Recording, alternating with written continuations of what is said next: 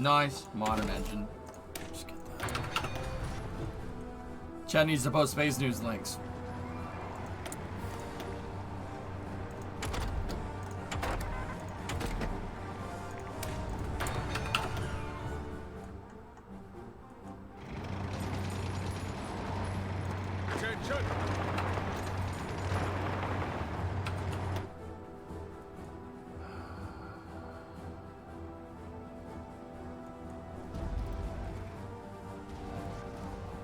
Alright.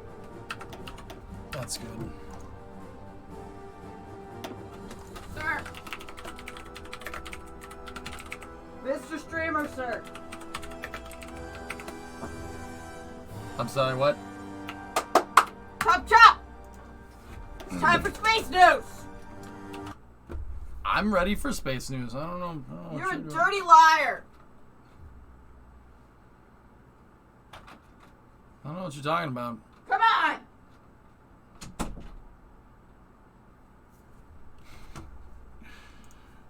Yeah, no, I told her to. Just in case she caught me playing Hearts of Iron for like 8 hours straight. Alright. I'm gonna take 5, get something to eat, and then we'll go to space news, okay? I don't know what I have for after space news. I might just continue, to be honest with you.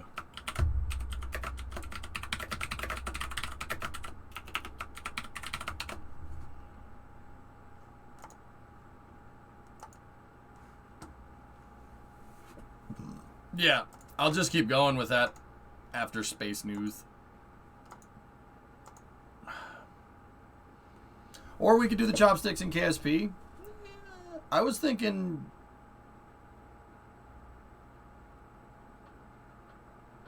we could play KSP again on Saturday. Actually, that's what I was thinking. Yeah, we'll keep going. We'll wipe them out. All of them. Can we have NSF during dinner break? They got Mars helicopter stuff.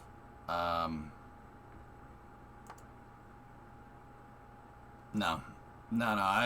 Dude, they do enough, man. I'm not just gonna straight restream their content without being here.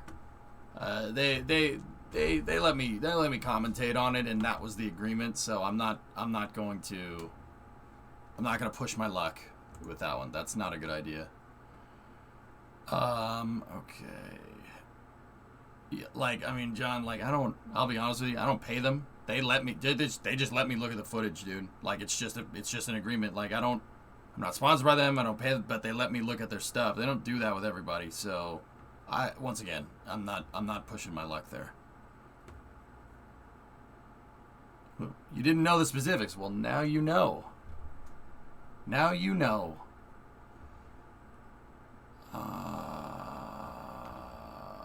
Let's see what we got here.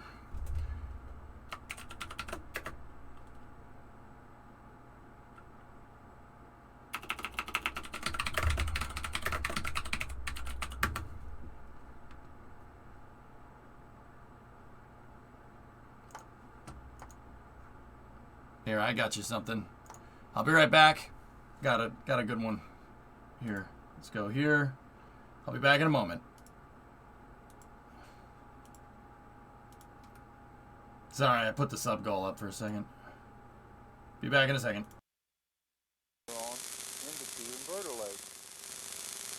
As you can see, the polarity of these pulses is alternating. Oh, this is the crap. This one has the crappy audio over it. Give me 1 second. I forgot about that.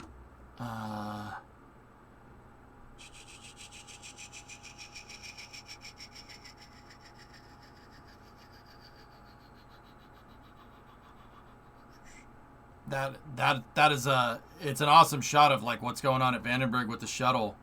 Yeah, it's no good.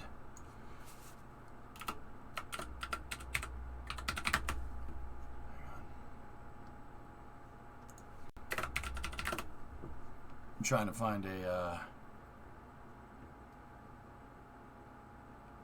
something else.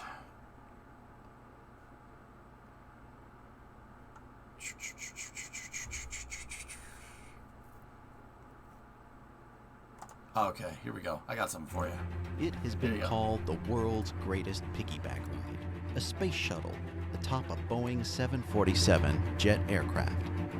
But this is no ordinary 747. This is the Shuttle Carrier Aircraft, the SCA. This specially modified jumbo jet was not only a taxi service for the shuttle, but also helped in the development of the shuttle itself. In 30 years of flying, the majestic image of a spacecraft joined to the SCA became a symbol of American invention and ingenuity.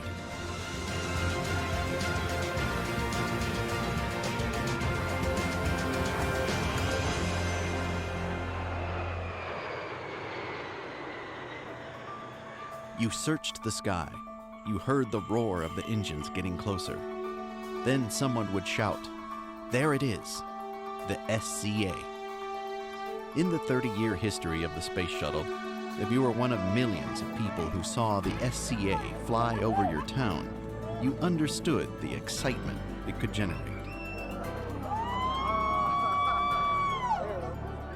So it was always a pleasure to have the locals come out and have the kids be able to look up and see a shuttle sitting on top of an airplane. That's certainly a huge memory of mine. When I was a teenager, when I lived in Huntsville, Alabama, where I was raised, and at the time I was at Von Braun Civic Center in Huntsville and looking up and seeing this airplane, and who would have thought that I would have ever flown this airplane? I mean, how ironic that I would end up being a guy who flew the airplane and being lucky enough to be the last guy to fly this vehicle for a 30-year shuttle program. The unique image of two sleek vehicles attached in a seemingly impossible configuration evokes feelings of progress, elegance, and achievement. To understand how the shuttle carrier aircraft came to be, you must understand the shuttle itself. It was America's first reusable spacecraft. At the end of a space mission, the shuttle would re-enter Earth's atmosphere. Then it would glide down to a runway at the Kennedy Space Center in Florida. There, engineers would get to work refitting the spacecraft for another mission. But NASA had other landing sites, such as Edwards Air Force Base in California. If the shuttle landed here, it would need a way back to its launch site in Florida. For flying the skies on Earth, NASA engineers first thought that perhaps the shuttle could have its own jet engines. But these proved to be too heavy, too complex, and too costly to develop. NASA would have to find another way to transport the shuttle. Enter John Kiker, an engineer at the NASA Johnson Space Center in Houston, Texas. I made a little sketch of this and put it on my desk, and then after several weeks I called up Owen one day and told him not to laugh, but I wanted to show him something. Using model airplanes, Kiker and his team proved the concept of transporting the shuttle on the back of a 747 jumbo jet. In addition, the tests showed the shuttle could be air-launched off the back of the plane. The idea was accepted, and the shuttle carrier aircraft was born. I want the RC first thing. flew the shuttle on what was called the approach and landing tests. The shuttle Enterprise was lifted on the back of the SCA to an altitude of about 27,000 feet and air-launched. The aerodynamic tests were crucial in proving the shuttle's ability to glide down to a landing and helped engineers refine the shuttle design. Just as significant, the imagery of the SCA and shuttle in action was the public's first glimpse of an amazing new era of spaceflight that was just on the horizon. The shuttle became a renowned and iconic space vehicle. The SCA allowed those of us on the Earth to share that excitement when it served its role as a shuttle taxi. Mission by mission, SCA crews eagerly listened for word if the shuttle would have to land somewhere other than Florida. We start getting excited when we hear that the weather is bad in Florida. Those few of us that fly this airplane, like bad weather in Florida. So we get a chance to do our job. So as soon as we know that the shuttle is en route to California, that's when we start getting involved with the shuttle ferry team. So basically the shuttles are brought into the demate facility, and they're hoisted up, and the shuttle carrier aircraft, the 747, is moved under the shuttle, and then the attachments are made. The shuttle and its cargo can weigh anywhere from 160,000 to 220,000 pounds. To lift and fly with that much weight on its back, the SCA had some special modifications that made it unlike any other jetliner. Most noticeable were vertical fins mounted on the tail. The shuttle caused air turbulence, and the fins brought back stability to the flight. Other than the fins, it might appear this was an ordinary jumbo jet. But as SCA flight engineer Henry Taylor can tell you, there were some very important differences between a regular 747 and a shuttle carrier aircraft. We're here inside the main cabin of the shuttle carrier aircraft. As you can see, there's no insulation, no paneling. All the lavatories and galleys have been removed to save weight. Above me is one of the two bulkheads, this one and this one, that are used to provide support for the orbiter attach points. The attach points for the shuttle carrier aircraft are in the same location that the orbiter is attached to the external tank for launch. The aft section of the airplane, there's two struts with what we call balls, and those go up inside the orbiter. In the front, there's a small little tripod adapter fitting that mounts to the structure that's been added to the shuttle carrier aircraft. Somebody made kind of a joke, although it's relevant. By the aft attach points, it says, attach orbiter here, note, black side down, which of course the black for the tile, so it's kind of a joke, make sure somebody doesn't put it on upside down. Although the plane itself had all the necessary technical requirements for a safe flight, the highly skilled crew monitored the systems carefully and experienced a different type of ride. From a pilot standpoint, there's a long wait. When the power's pushed up, you don't really realize the time that you're going to be on the runway before rotating the airplane into the air. So there's a big wait, and that's the big thing that was impressed upon me, I think, during my first shuttle ferry. As the shuttle program ended, the SCA had one final mission: deliver the shuttles Enterprise, Discovery, and Endeavour to their respective museums. Across the United States, for one last time, people got to see the unique vision of spacecraft and aircraft joined in flight. And with that, the SCA with the shuttle was not seen in the sky again. But it will always remind us of a bold age of determination and invention. When the orbiter is on top of the SCA, it just creates so much interest because it's such a unique site that people come out by the thousands to see us wherever we stop, to come see this very unique combination. People appreciate and people respond to things like that, the American ingenuity and American pride.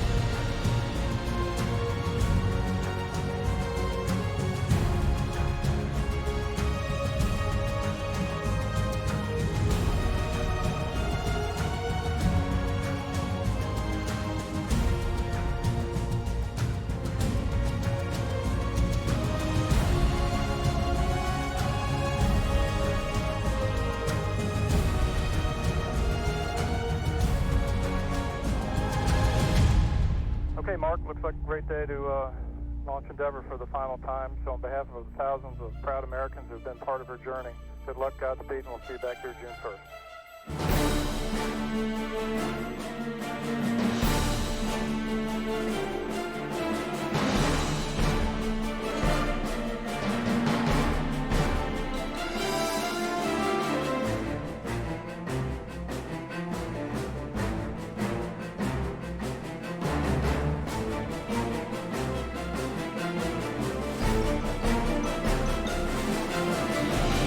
On this final flight of Space Shuttle Endeavour, we want to thank all the tens of thousands of dedicated employees that have put their hands on this incredible ship and dedicated their lives to the Space Shuttle program.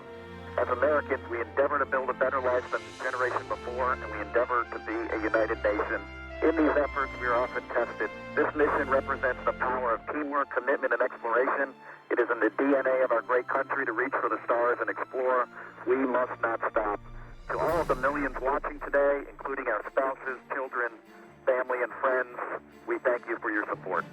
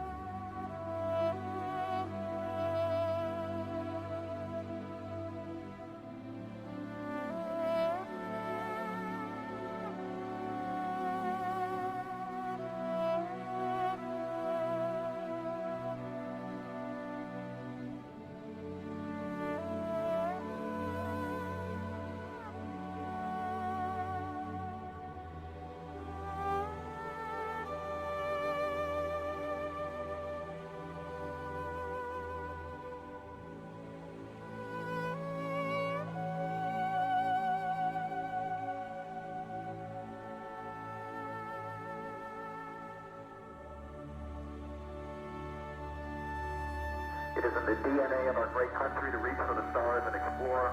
We must not stop.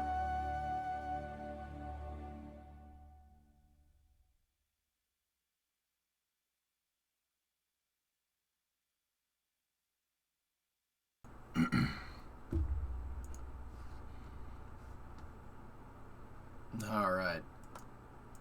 Well, that was pretty nice. Some pretty awesome shots there, huh? It's one of my favorite. That dude, this one right here. That's my favorite shot from the whole shuttle program right there. This is the best one, where they show the onboards, man. Watch. Oh, that's so freaking cool. Oh, that's so good. I love it. I love it so much. It's so cool.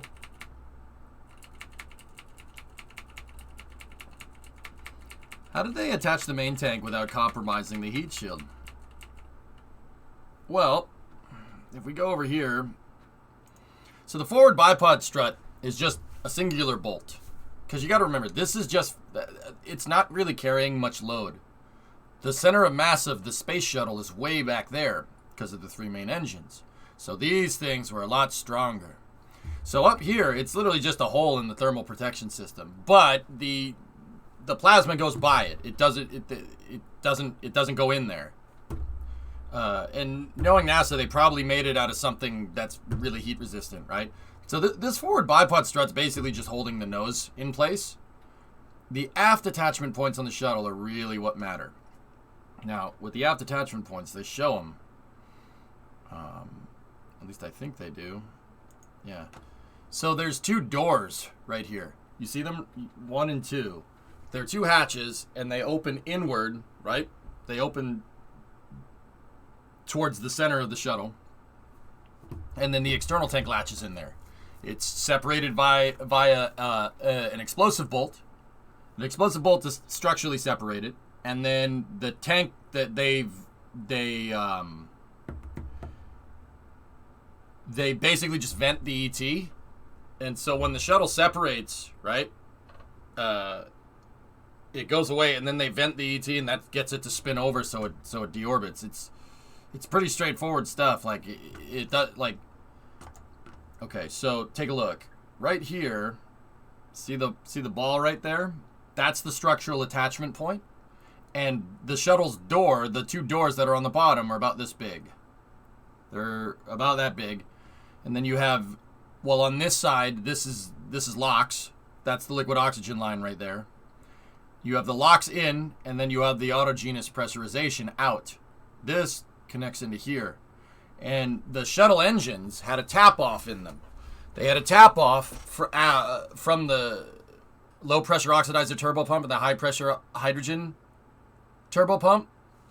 And what they do is that tap-off makes a lot of gas, and then they repress the external tank with the motors. Basically, the motors are making the ullage propellants, or not the ullage propellants, the ullage gases for the tank to make sure that the tank stayed at flight pressure basically on the entire way up. There's a pre-valve, well, not a pre-valve, there's just a valve right there. And the separator system is right here. And then I think they vent the autogenous pressurization lines, and then the shuttle uses its RCS to get away. Is there a video of an external tank re-entering? I'm not 100% sure on that one. You see the autogenous lines. One of the lines goes basically right to the top of the hydrogen tank, and then the other one goes all the way up to the top of the LOX tank. The engines use the engines use their own. It's not the exhaust. You don't want hydrogen mixture going into the oxidizer tank, and you don't want oxygen mixture going into the hydrogen tank. So the shuttle basically has 4 turbo pumps on it. It has 4 of them. There's 2 low pressures and 2 high pressures. They're the main power heads. The 2 low pressures, there's one for hydrogen and one for oxygen. And then the tap-off is after that. It's a tap-off. I think the hydrogen tap-off comes from cooling the engine, amongst other things. I'd have to look at the plumbing diagram. And then, yeah, they basically, the engines have a side valve that, not a side valve, they create hydrogen, gaseous hydrogen and gaseous oxygen and they pump them right back up these pneumatic lines back in to keep the tank pressurized. That makes it so the tank is literally just a hollow tank. You don't need any ullage propellants, you don't need helium, you don't need nitrogen. It's supposed to keep the tank as simple as possible. That was the whole idea. And Starship's going to use autogenous pressurization as well, to be honest with you. Yeah. But yeah, that's the beefy attachment point. Cool thing to note, right? If you take a look. So the shuttle engines are gimbaled inward right now. But if you take a look, if the engines were in their kind of default position, right, they would be pointing more this way. Like when it's in full stack configuration right now, the shuttle engines don't have to point out here. They can point more straight down, which is what they're doing. If you look at the thermal protection system on the engines, right, and then you look where the nozzle of the engine is going, the engines are tilted. They're pointed this way, even though they should be pointing that way. Not should be. That's their default position. If you look at where this flange goes, it's going this way. And see how the strut, the 45, that 45, or, well, not really 45, that 60 degree, is almost directly in line with the shuttle motors. It's almost completely parallel to when these motors are zeroed, like they're not gimbaling in the zeroed position. That's not a coincidence. But yeah, that strut and this strut are carrying most of the load. Probably this one, I would say, is carrying the most. Look at how thick that strut is. That strut's about this big, maybe. I don't know, about 40. Yeah, maybe like 16 inches or something. 400 mil, something like that. Yeah, I've never seen one of these things up close, but I know how big it is. Hey, Alleviate. Is that where the center of mass is? Well, yes and no, drummer. It's okay, this gets complicated, so you're going to have to bear with me. When the shuttle is like this, okay? When it's like this, you have a pretty full tank and the SRBs are burning their fuel. The center of mass is like right here. It's biased more towards the external tank because most of your fuel, well, all of your fuel is over here. But you also have the dry mass of the shuttle that you need to balance, and this is the genius of the shuttle. Guys, the thing is, like, even by today's standards, I mean, the fact that this thing was made, they drew this on a blueprint and made it, and it works, is just okay. Like the Saturn V is awesome. Don't get me wrong, and the shuttle wouldn't exist without the Saturn V. You can't make the shuttle without making the Saturn V. Not like that's the logical progression. The advancements made in tech from the Saturn V allowed something like this to get created. So your center of mass is like somewhere over here. It's somewhere almost on the center line of the external tank. You know how I can tell? Shuttle engines are pointing at it. The shuttle engines are literally pointing about exactly where your center of mass is. So it's like somewhere right here. Right? And then as the external tank drains fuel and the SRBs drain fuel, the center of mass is slowly going to move this way, right? Because all you're doing is changing propellant. So it's not going to move forward. It's not going to move back. It's just going to slowly kind of drift this way over time. So that's why I know, like, if you play Kerbal and you try to use the shuttle engines to steer, it's not going to work. Your shuttle will flip out. The SRBs are doing the gimbal because they are much closer to the center of mass. Center of mass is over here somewhere. Like I said, the shuttle engines are pointed right at it. If those weren't pointing at the center of mass, the shuttle would flip out. It would flip one way or the other. So these things are kind of just fixed. They're maybe like making small, minute adjustments to compensate for the center of mass movement. Now, your SRBs are draining grain, and your tank is draining propellant. So I know what you're saying. Well, why is the center of mass way up here? You have this big hydrogen tank and that tiny liquid oxygen tank. So why would your center of mass be way forward like that?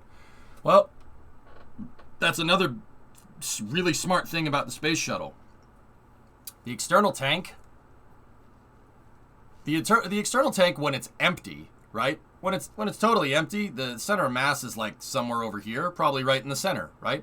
When it's full, Actually, no. That's not entirely right. The center of mass of the tank kind of is basically all in here. When it's dry, it's maybe towards the top of the hydrogen tank. But when this thing is full, the center of mass kind of stays over here. Now, why? Why is that? Well, liquid oxygen can be stored at a much higher density than liquid hydrogen. You try to store hydrogen at very high density. So if you densify hydrogen, for instance, it's not going to work. It'll boil off and it'll just leak everywhere. So you have to store hydrogen at an extremely low density, which is why the hydrogen tank is so damn big and the LOX tank is so tiny. If you look at Delta 4, which is more or less shuttle derived, if you look at Delta 4's hydrogen tank is huge and the LOX tank is tiny. Now the shuttle engineers use that to their advantage because you can store fuel at differential densities, right? They stored the LOX at a much higher density than hydrogen. So the center of mass on the external tank, even as the LOX and the hydrogen are both draining, it stays right about there throughout the entire shuttle's ascent. Stays there. Now, don't get me wrong, as you start to drain propellants, the dry mass of the shuttle does take over. So the center of mass eventually starts going this way. It'll start traveling on a line like this, kind of back and kind of more towards the engines. Because as this thing loses mass, the engines don't lose mass unless you're running engine rich, and that never happened. So the center of mass starts moving towards the center of mass of the shuttle as this thing drains. And the reason why the shuttle engines have the gimbal is because sometimes if you're carrying a heavier payload, the center of mass will go over here. Sometimes if you're not carrying a lot of payload, the center of mass goes over here. The gimbal on the shuttle motors basically make it so you can carry no payload or 25 tons of payload on the side of your rocket, and it really isn't a big deal. It'll fly the same almost every time because of the gimbals. The only thing that's going to change is the gimbals are going to find that center of mass when the boosters separate, and they're going to follow it. Now, it's more or less a linear center of mass drain. It's a straight line. It doesn't like curve, right? It just moves back this way as you drain more fuel, right? But depending on how much mass you have over here, that line can go over here or it can be over here. Space news. What's that, Vasim? Oh, check that out. Yeah, that's an inner tank right there. There's no common bulkhead on the external tank due to the differential temperatures required for storing liquid oxygen and liquid hydrogen. Delta 4 does the same thing. How does the shuttle's computer figure out its center of mass? An IMU? Yeah, inertial measurement unit would probably tell you that pretty dang well. There's a lot, software basically, computer program. I don't know what the computer program has, but there's an inertial measuring unit in here, no doubt. And if I had to guess, the computer looks through a constant, Jonas, you already said it, it's probably a constant loop. It's probably constantly checking itself to make sure that there's no inertial movement one way or the other, like a roll rate. It's probably looking for a roll rate, if I had to guess, or a pitch rate, or a yaw rate. And if one rate starts deviating too much in one direction, it'll correct the engines, I think. I don't know. I don't know how the shuttle software was coded, to be honest with you. But yeah, you have differential fuel density here from the shuttle motor, and that keeps the center of mass basically right around here while the SRBs are attached. When the SRBs are attached, it moves up here, and that's why they say onboard computers commanding the main engine nozzles to swivel, because they're swiveling for that moved center of mass. Shuttle's cool, man. It was righteous. The thing was so damn freaking cool. I get it. It's not the best vehicle around, but man, look, yeah, Staples. That's probably a better way to say it. It's not figuring out the center of mass. It's reacting to the rates. Basically, the computer's telling it that there should be no pitch and roll at certain times, right? And it zeroes the motor based off of those rates to get the thing to fly straight. For no other purpose than general amusement could the shuttle have deployed an X-37. I'm not sure if the wings could fit inside the payload bay, Jax. That's the ground umbilical carrier plate on the left. It's called the GUP. It's a has gas vent line for the hydrogen tank. Now, who wants to tell me, if you look at this picture, that's the same SRB. This is one side of the SRB, and the camera on the left is looking at the other side of the SRB. Why are there covers on those SRB hold down points, and there isn't a cover on these SRB hold down points? Anybody know? Why would you have covers on half of the hold down points for the SRBs?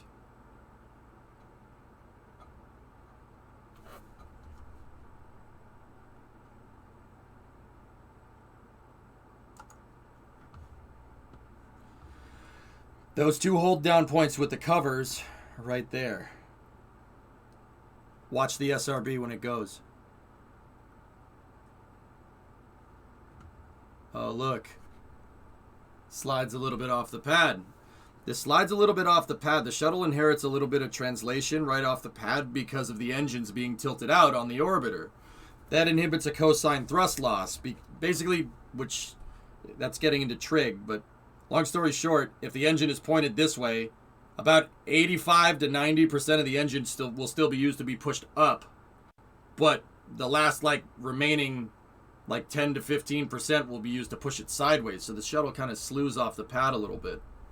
That's why only half of the SRB hold down points are covered. Because one of those SRB hold down points is about to get cooked. Well, one half of those. They're about to get real hot. Hot.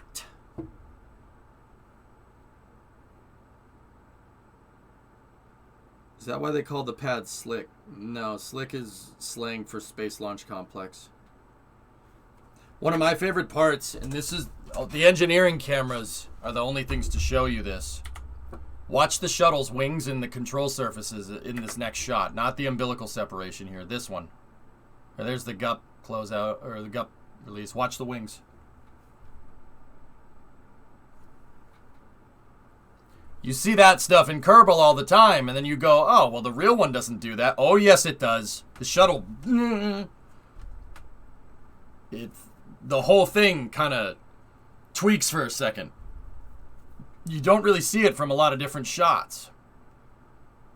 Yeah, look at see the control surfaces up there? They shake around when the SRBs fire because when the SRBs fired, it's a very, very, very, very violent event.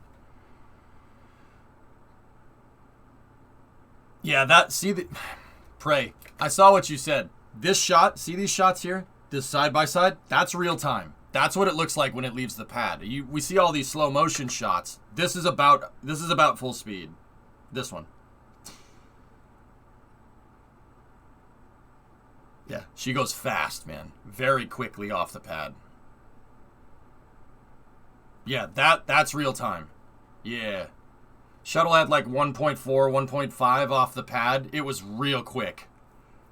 The reason why it was real quick is 1, solid rocket boosters first and foremost. 2, the shuttle's very aerodynamically unstable when it's not going fast. So they wanted to get it up to speed as quickly as possible so it'll aerodynamically stabilize. And that's part of the reason why they chose solid rocket boosters. I'm assuming the aerodynamic surfaces were disabled during launch. No, they're on jacks, but they're acting more like a flap than anything. The control surfaces on the shuttle actually pitch down, which they move down towards the external tank. What that basically is designed to do is take the aerodynamic loads off of the wings when you're flying up into space. It takes the aero load off of the wing so the wing doesn't try to generate lift and snap itself off. Well, not snap itself off, but you get the idea.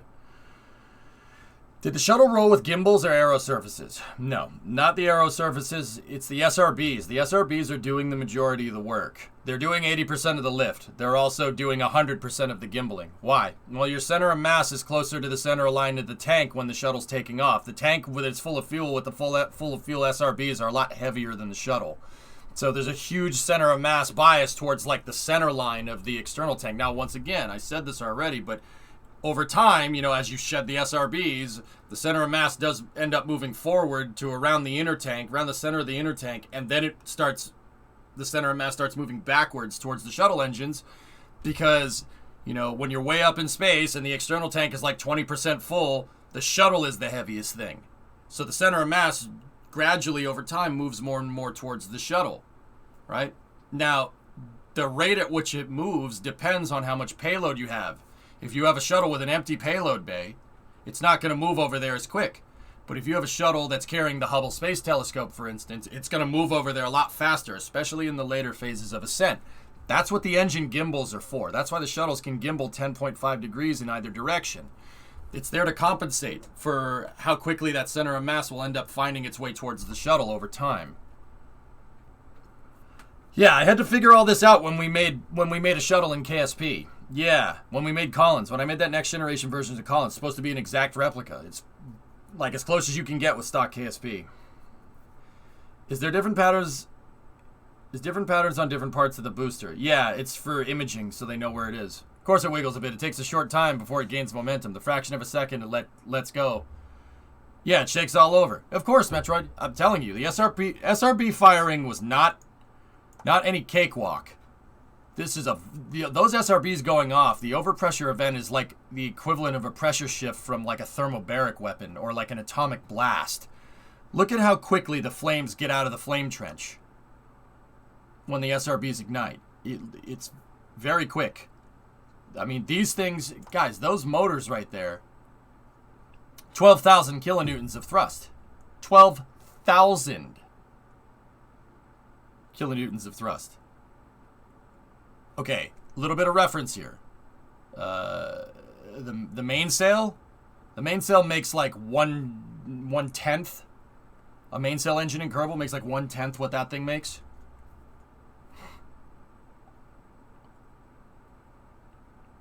Yeah, okay, Senchai. Yeah. 12,000 kilonewtons of thrust is...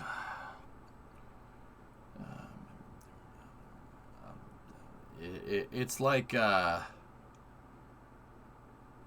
think it's like 2 million pounds of thrust from each SRB. And SLS's SRBs are even more powerful. 12,000 per, Sordin. Yeah, shuttle's heavy, man.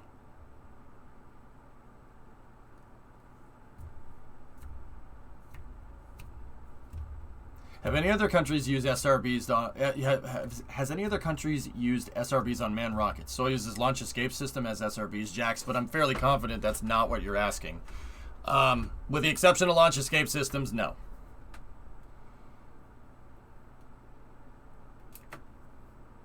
She's a beast, man.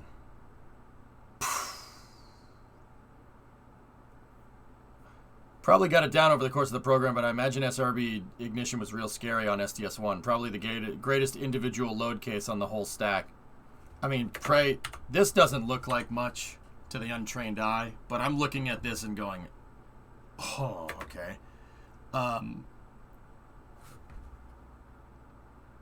Like, even that footage right there. Did you see what I saw? Watch the right SRB. Watch this. Watch the shuttle's port side SRB in that footage. You can see it here. She wiggling a little bit. It's very slight, but it's wiggling. Will you make an SRB only manned orbiter? No. Why the hell would I do that? Seriously, guys, watch the aft segment. Yeah, exactly, Nick. Watch this SRB behind my head. I'll move over to the other side of the screen. Watch right here. Right at it, right after it leaves, it goes like this a little bit.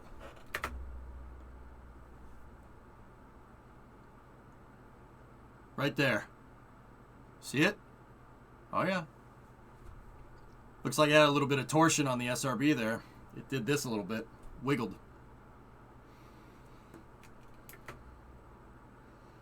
To say you didn't because I'm really cool and ask. I mean, no, nothing is all SRB, John. Not even Omega, which was like mostly SRBs. You still need a liquid fuel stage for precise insertion. And now I know what people are going to say. Well, what about Antares? Well, Antares gets like 99% of the way to orbit with a vac-optimized SRB, and then Cygnus does the rest of the work with liquid fuel thrusters. Yeah, Buck, it wiggled just a little bit, dude. Just a teeny weeny bit. She wiggles just for a second. When you get load transfer. Well, not load transfer, but I'd imagine that all the surfaces on the, or all the pieces of this are compressed, like they hit full compression and the thing kind of does this for a second.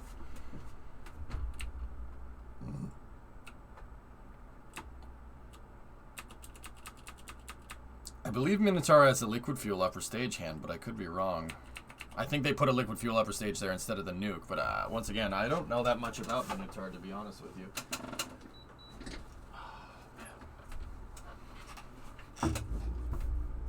Yeah, the shuttle was a monster. It was a monster. It was one of the coolest launch vehicles ever devised by man. And even if Starship is 100% successful, I love Starship, and I'll love, you know, like I love it already right now. It hasn't even delivered anything into space. The shuttle will still hold a place in my heart for being one of the most insane attempts at, like, spaceflight ever. It's ridiculous. It's ridiculous. Ridiculous. Yours is from Raptor and shuttle engines. I don't know. There's a shock cone in somewhere in there, Flakin, but you can't see it. You're an exhaust plume. You're in an exhaust plume. You might burn yourself. I'm fine. That's what the blade of beard is for. Yeah, that's real time right there. Man, that's quick. Yeah, character, right? It's such a good idea. Like, it's so smart. Do you know more or less what the TWR Starship is going to be off the pad? About the same, Laz, to be honest with you. Yeah, about that. About this next shot. Like that. It's going to be about that quick. Does the tail end of the shuttle bounce a bit? No, it does. Singularity, yeah. Watch the tail. Watch the whole back of the shuttle. See that? That's my favorite part. Because you build a vehicle in Kerbal, right? And you're like, you know, you build it and it's all floppy. It does like this when you launch, or if there's a shuttle on the side, it's wiggling all over the place. And you go, that's not what it does. The real one doesn't do that. Well, yes, it does. It absolutely does. Oh, yes. Sure. The real one's wiggling around all over the place. You just can't see it. You got to look at the engineering footage. The thing wiggles like crazy off the pad. See, there's the control surfaces doing their thing. See, they're taking load off of the wings. Can you link this video? Sure. It's wagging its tail because it's happy to go to space. Indeed.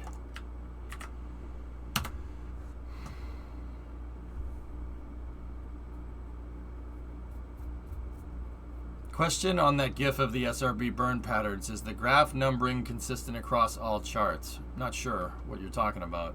I'm not sure which GIF. All right, dude, look at this shot. Look at that thing. How? Approximately how long is the exhaust flame? Yes.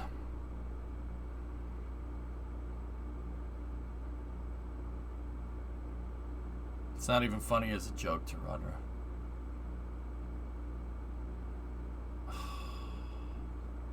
So freaking cool, dude.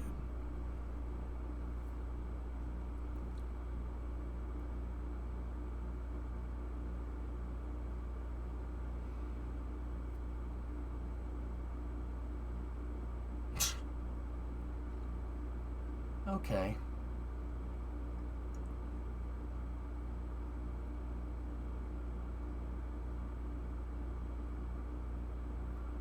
If the control surfaces on the wings point toward the SRB, would that not increase lift on the wing, i.e. for the shuttle?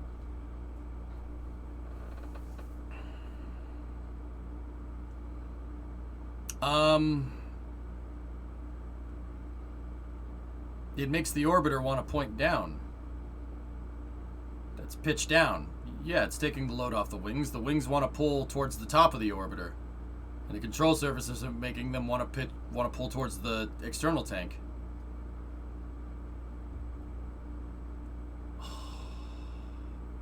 So legit, dude. I read somewhere that the shuttle TWR was at or slightly below 1.0 just after SRB separation. Any idea if that's true at all? Well, the thing about The thing about SRB separation, Bill, is that the SRB... Yeah, look at the wind take it. Look at the wind. See? It's fighting against the wind. See that? You see it kind of moving around? You can see it when it's sped up. But anyway, the thing about SRB separation, Bill, is that the SRBs generally never really turn off. They tail off in thrust until they flame out. Basically until there's no more grain inside of there. Even when it separates, there's still some grain inside of there. So the SRBs are still making thrust. You ever notice that when the shuttle separates, the SRBs just kind of separate and they kind of just slowly move away? Well, one, it's because of the extremely low thrust to weight on the shuttle. So yeah, the TWR at separation, like, is probably, yeah. I mean, with the SRBs on it, when the thrust goes down on the SRBs and it tails off, yeah, I'll bet you it gets below 1 just for a moment. But yeah, when they separate, the SRB engines aren't shut off. They're still generating a little bit of thrust, which is why they don't spin. That's why they don't completely spin out of control. They just kind of and just kind of fly backwards.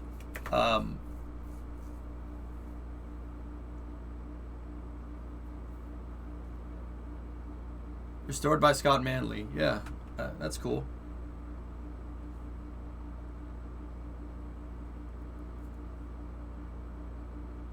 But yeah, I mean, the shuttle would... So... Oh, man. What a shot. I mean, the shuttle, when it's just 3 main engines with the external tank, like that, from there... Oh, my God. Oh, that's so freaking cool.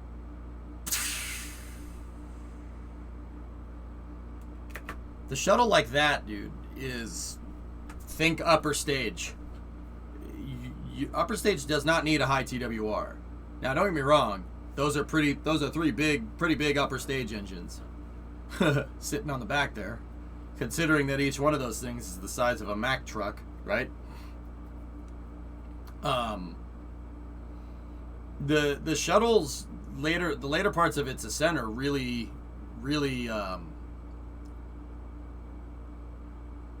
it's really low TWR, yeah. I mean, for what it is, that's still a lot of mass to move with just 3 engines. Now, like, with that being said,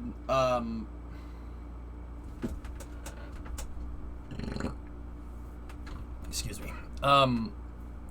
With that being said, like, you know how Ariane 5, like, after core stage separation, it falls a little bit and then goes back up? The shuttle did that pretty much every time. Yeah, it sinks back down. See last, please. Yeah, no, I'm all right. I think you mentioned that SRBs are separated when their generated thrust goes below their current mass. Pretty much, Kamer. So yeah, I mean, the TWR does go down, but they're still firing. Yeah. Why didn't Aerospike engines make it on the shuttle? It seems like the right thing for it.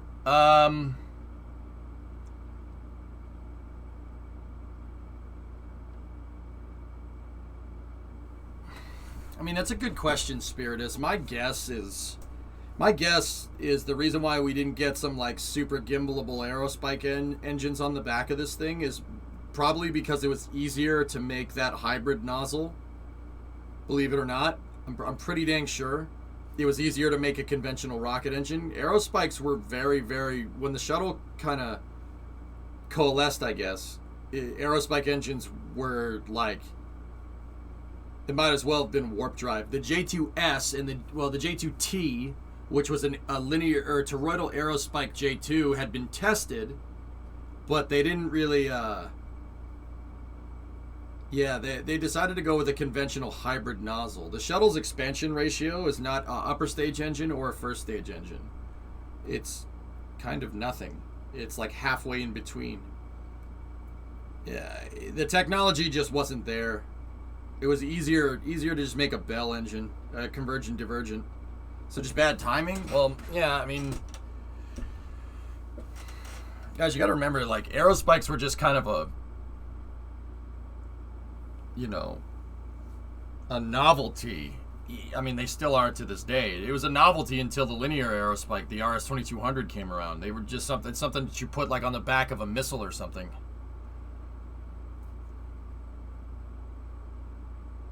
Yeah, they probably didn't have the cash. And yeah, Prey already said it that they're heavy.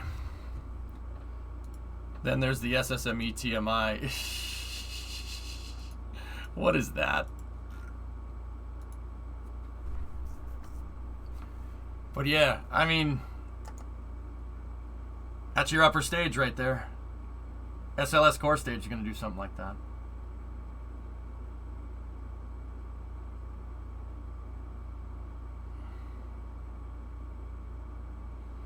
Yep, and then the SRBs come back down. See, like even in this shot, that engine's still on. It's just making a not very much thrust. What are aero spikes? It's a special type of nozzle design for a rocket engine that is very application driven. It's the nozzle looks like a, instead of like the nozzle looking like this, it's inverted, and it kind of comes to a point. And there's certain things that it has advantages. There's certain things that give it an advantage versus like other engines. Like it's very efficient at all altitudes, but yeah, it's harder to make.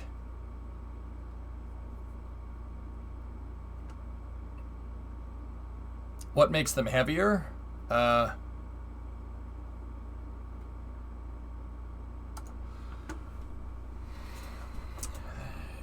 You know, I just said that an aero spike is like a convergent divergent nozzle that's flipped around.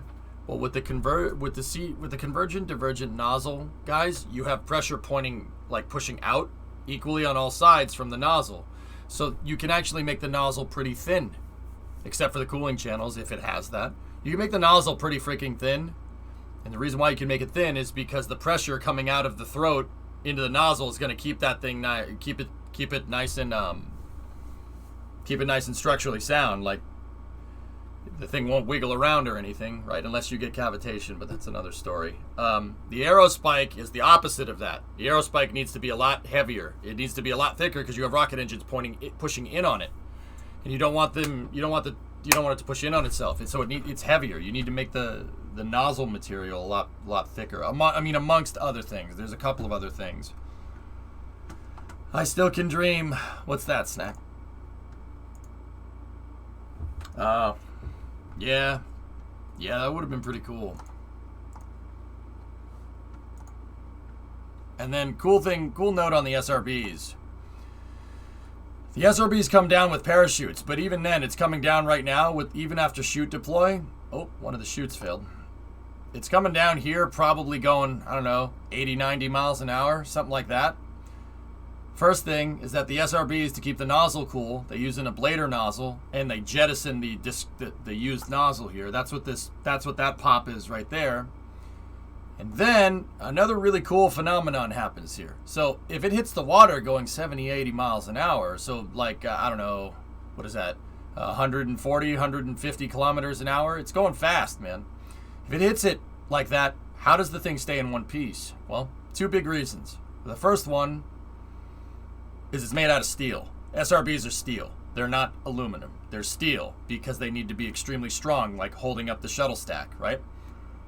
Second part is that the business end of the SRB is completely open. They jettison the nozzle, and then you just have the throat, and then the entire SRB is the combustion chamber. It's just a huge pipe with a little funnel at the end now, right? When the SRB hits the ground, or when it gets near the water, right? Like this, what happens is water gets forced through the throat into the combustion chamber of the SRB. It compresses the air inside of the combustion chamber, and literally the whole thing, when it hits the water, turns into a pneumatic shock absorber. Yep. A hydropneumatic shock absorber, I should say. Yeah, Ryan. Look up aerospike engines. Yep. It's a gigantic hydropneumatic shock absorber, and that's how they were able to get the SRBs back. And the SRB hits it, and because the water's going into the SRBs didn't tip over. They didn't tip over when they hit the water. You'd think that they would, but no, they don't, because you're pumping water into it, and that air gets trapped in the top of the nozzle, like in the top of the top segment. The SRBs just kind of stay there like this. They stay straight up in the water. Discovery, go at throttle up. Yep. See? Did you see that? It stays straight up. As they fade that picture out. The SRB just hits the water, and because the water gets forced in, all the air gets trapped at the top of the SRB and just stays floating with the nose part where the nose cone is just sitting out of the top of the water. Really easy to find. One of the first drafts for the SSME, something odd.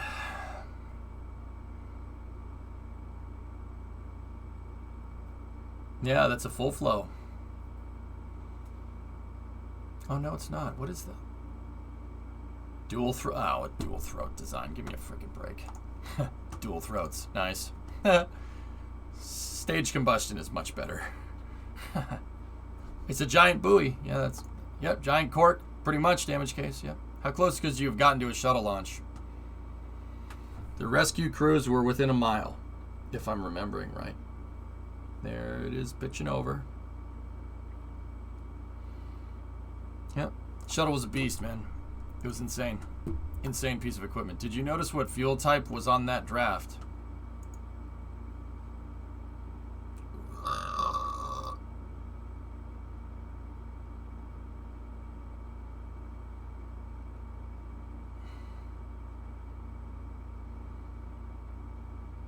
Tri-propellant.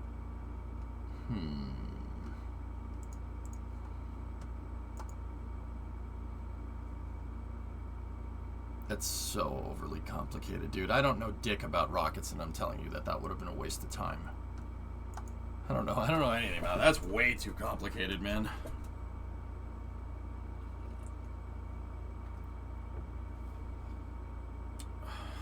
Anyway. Here, look at this.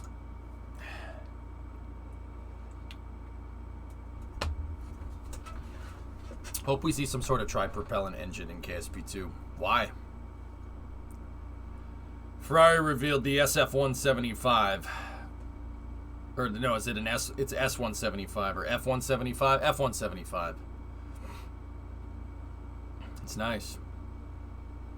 Yeah, it's cool looking. Hopefully it goes fast.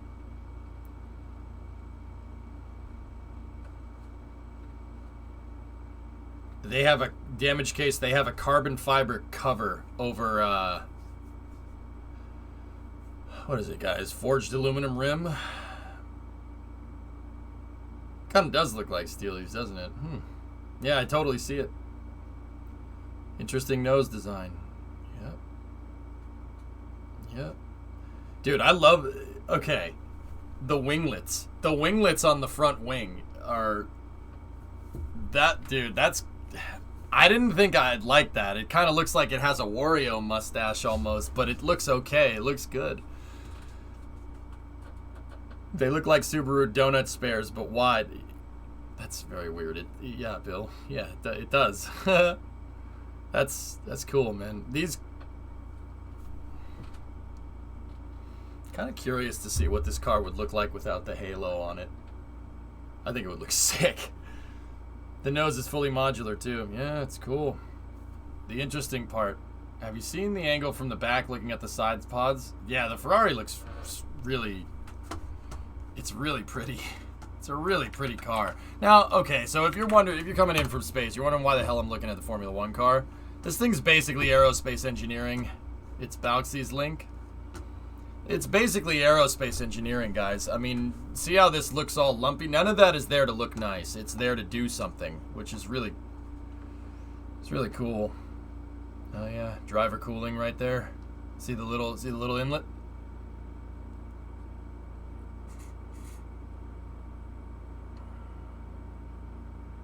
Yeah. Damn. I'm just looking at the pictures. I'm not reading what Sam says. I'll see it later. Oh, triangular S-duct. Interesting. Interesting. NACA ducts. For the most part, entropy, yeah. Wow, look at this.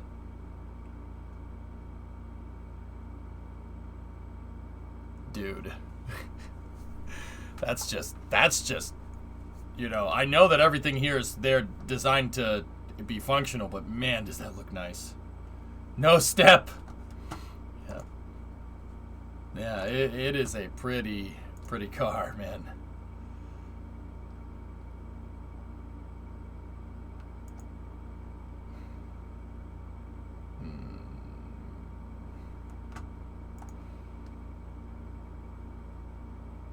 Rosso Macchina. That's nice. Wow.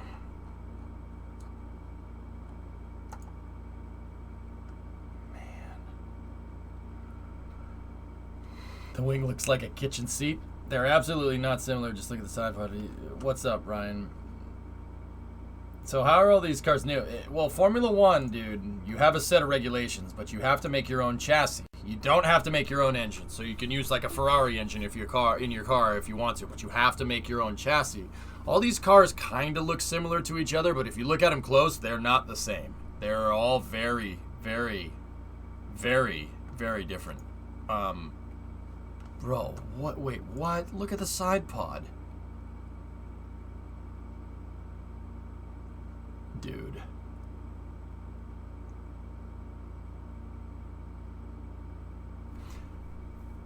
Scarbs thinks the side pods will have the cooling mounted like the MiG-20, the MP-29? MP-29.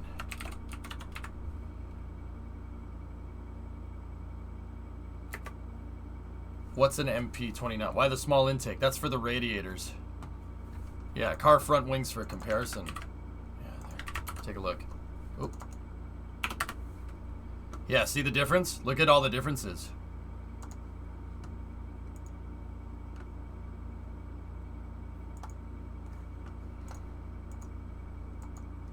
Oh, MP429. That one.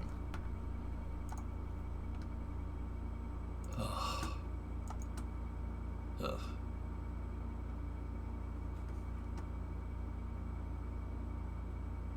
Interesting.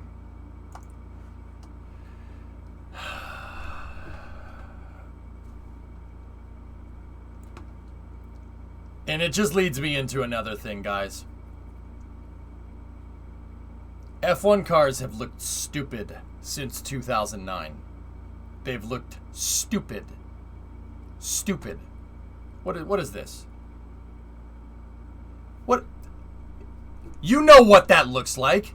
They've looked dumb, alright? And don't even mention the frickin' duckbill era. Give me a frickin' break. Alright? Like, frickin' duckbill. Look at that. What are you supposed to do with that? Like, that's gross. What happened in 2009? They changed the regs. Ugh. Ugh. Ugh.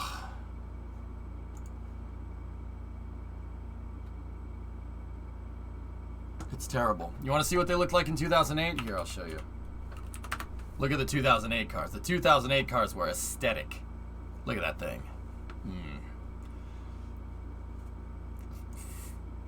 That's aesthetic.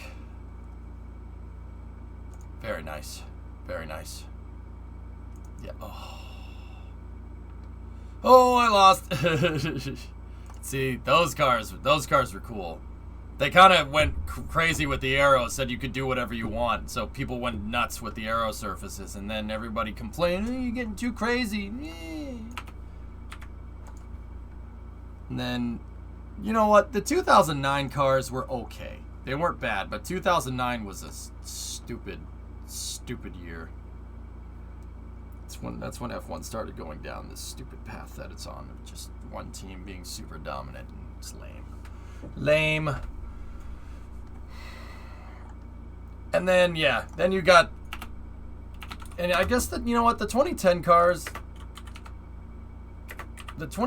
didn't look bad either. They weren't bad. It's 2011, 2012 when the cars started getting stupid, and they were pretty much dumb looking all the way until 2017 when they kind of moved the regulations back towards where they were. I think 2017's cars were the prettiest, but still some of them had that stupid nose on them that just looks ridiculous. The little freaking probe that's sitting out in the front. Mercedes looks good. That's a nice car. How about a 1991 F1 cars? They're better. 80s F1 cars are the best looking. Yeah, exactly. Hip. 2018 cars would have looked better, but they added the halo. And now, don't get me wrong. I understand why the halo exists. I get it. It's useful. I guarantee you, it's saved a couple of lives since its inception in Formula One. Leclerc would have eaten a tire at Spa in 2018 if the halo wasn't there. He would have eaten Alonso's tire and possibly his fuel tank. So I get it. I get it. But god dang, does it look stupid. But whatever. It is what it is. But yeah, these cars are... Oh, X'd out of that. These new cars look good because they don't look as bad because they were designed with it. And I love how Ferrari painted the halo black and the rest of the car red, so it kind of gives you the optical illusion that it's not there. MP44 is one of the best ever. Yeah, Lotus 98T is one of the best looking Formula One cars. 44 is okay. It's a P34 Supercraft. I know, I've seen one of those cars drive around on a track. The JPS Lotus. Yep. Yeah, the JPS, dude. 1986 Lotus 98T. That is one of the nicest looking. Look at that. Oh, look at that car. Look at Senna. Oh, man. Yeah, that thing is pretty. Look at that thing. If you ask me, those whole cars look stupid. What, those? Or the new ones? Master, we're playing Assetto. We play Assetto every Friday. So, yeah, I don't need any more racing games. Greg was comparing it to the MP44 because of the radiator mounting design. Yeah, interesting. Yeah.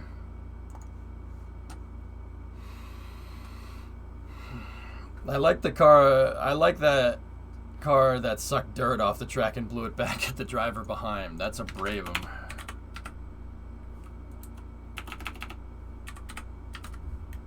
That's a Bravem BT46. Somebody had the idea of putting a drive shaft driven fan underneath the car that sucks air out from underneath it and shoots it out the back. It was a great idea. Banned it after one race because it was too good. Mute it and let's watch this. Alright, let's see.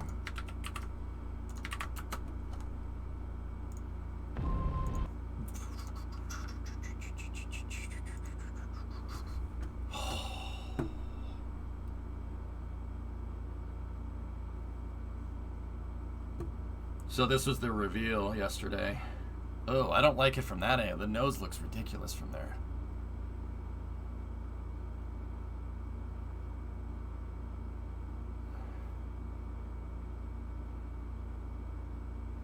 Oh, nice, serious. There you go. Go to it and take pictures, dude. From that angle, though. F1 cars with manual gear sticks for heaven. Yep.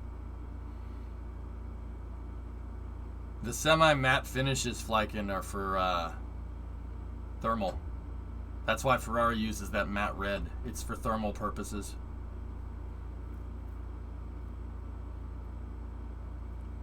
And I also believe, I'm pretty sure that matte paint is lighter than glossy.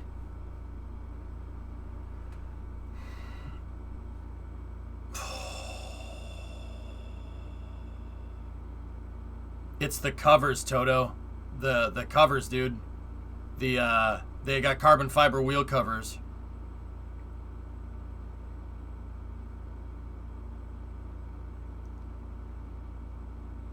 Yeah. Wow. Yeah, that's cool. No, Toto, no, that is so not right. Oh, that leads me to the next bit of Formula One news. So that was a pretty cool reveal. That leads me to the next bit. You guys are gonna love this.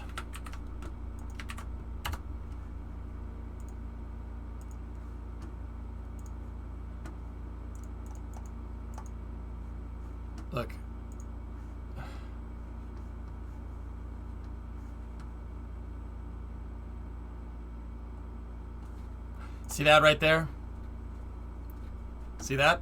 I will forever hate Mercedes for that. Yep. Yep. Yep.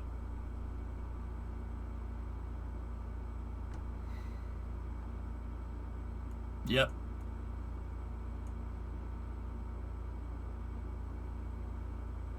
I will forever hate them for that. They just made a lifelong enemy. I will hate whoever drives for them. I will hate the team and constantly wish for them to lose. Like you didn't before. Okay, that's fair. Why though? I don't understand how it's hypocritical, Vex, but all right. I'm not gonna cheer for them. I mean, I wasn't gonna cheer for them to begin with, but so like that has to do with the last race of last year. Mike Massey was basically the referee for a Formula One.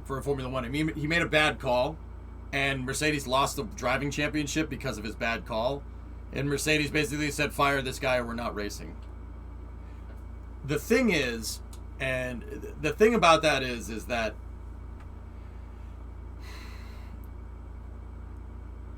other teams had bad calls too during the entire year. Other teams have bad calls.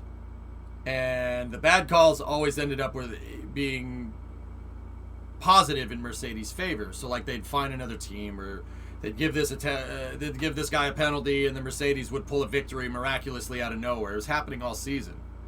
And then it happens to Mercedes once, and they lose the championship, and they whine about it until the guy gets fired. It's really annoying, actually. Yeah, Hillness. All the teams voted him out.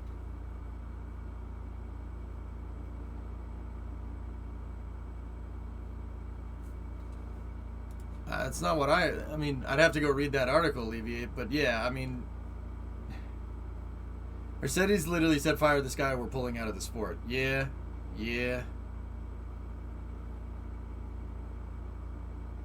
Regardless of the last race, he made bad calls all year, so he had to go.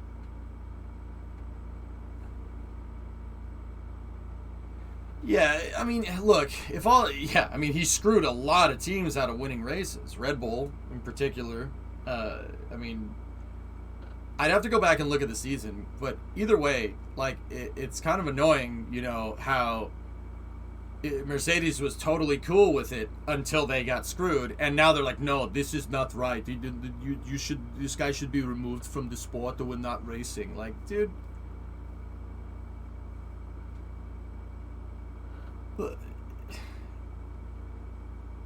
But the voting was 9-1, and Red Bull voted for him. Oh, God, what a soap opera, dude. That's so funny. That's hilarious, man.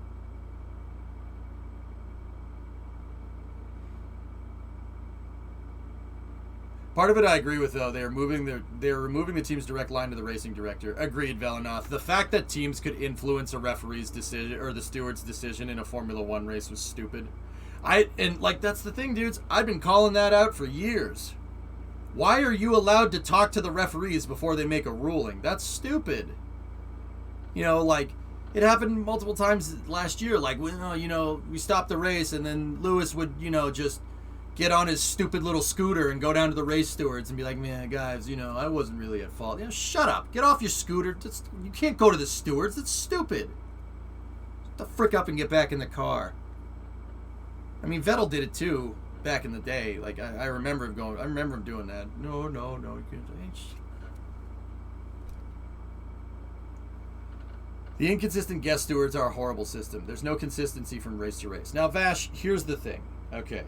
So you could do it how football does it, how American football does it. I know most Formula One fans just went, "Ugh, really?" No. Like, okay, my thing with the stewards is that you're never going to get consistency from race to race, even if you're using the same person.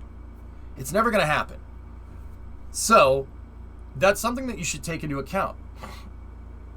Like, American football teams go into a game. You should go into a game, and you should know that you're going to get hosed somehow. It happens to everybody. And that's the one thing that you can be reliable on, is that the calls are going to be inconsistent. Now, we're like on a game-to-game basis, right? So something that's a penalty in one race is not going to be a penalty in the other race, all right? That continuity is nigh impossible to get right. Now, with that being said, I have a problem with, in the confines of a race, not having the same rule set. So like what happened at Jeddah, that's a good example, you know?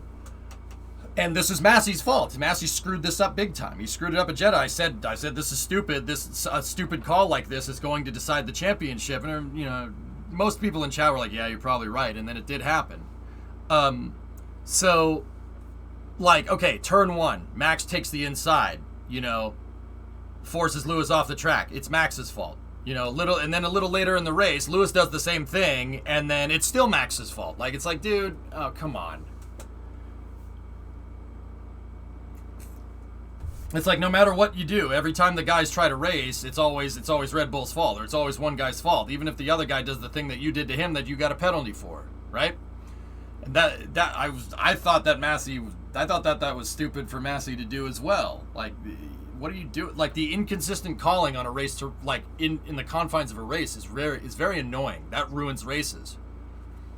Just like that bad call in Abu Dhabi where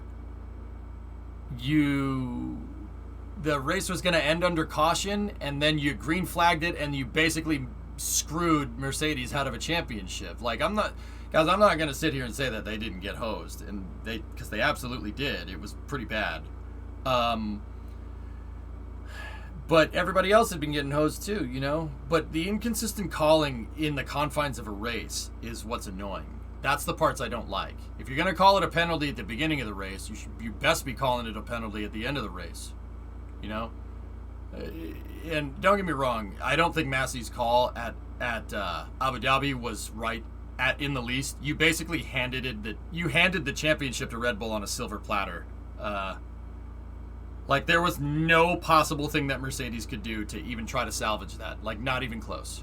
They did get screwed. Abso-freaking-lutely. You know? What about the Brazil incident? There was all kinds of stuff. What do you mean bad call? Like a bad ruling by the stewards, PY. So, Lewis had his chance to pit, he didn't, and he ultimately screwed himself. Yeah, wild oats, but I think the reason why Lewis didn't pit is because he thought he could get to the end of the race. You know what I mean? Like, it was a very inconsistent call. That's the problem. And, you know, in that regard, I'm kind of happy that Massey's out, but also, it took screwing a team out of a championship and then that team complaining so much to get him removed. That's ridiculous. Like, I love how Ferrari's like, yes, leave. We do not like you. You know? I'm glad he lost, but I'm biased. Yeah, wild. I'll admit, I'm happy that Red Bull won. Like, I'm sorry, Mercedes fans. It was nice to see somebody else for a change, okay?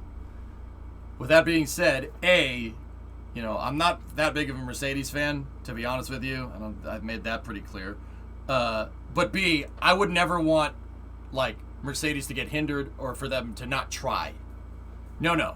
I want them bringing their A game, and I want to beat them when they bring their best game. You know what I mean? That's what racing is about. I'm not going to say that we should put rules in like what they did to Ferrari and Red Bull when Red Bull was dominant 10 years ago and when Ferrari was dominant 15 years ago. Like, put in rules to make it even. No. I don't want that to happen. That's stupid. That's not being the best. That's just whining about it until you get what you want. I don't like that. I think that's against the spirit of competition. I was a huge Lewis fan, but he has changed to being a baby. I've really never liked Lewis Hamilton. I really haven't. I don't like what he did to Alonso in 2007. And dude, when he wins, everybody's awesome, you know, everything's good, the team, you know, it's a team effort that got me here. When he loses, he throws people under the bus. Every freaking time, dude. It's really annoying. He's just whines all the time. No, that's so not right. You know, like, wild, to be honest, he really didn't cry after the Abu Dhabi race. He's just like, whatever.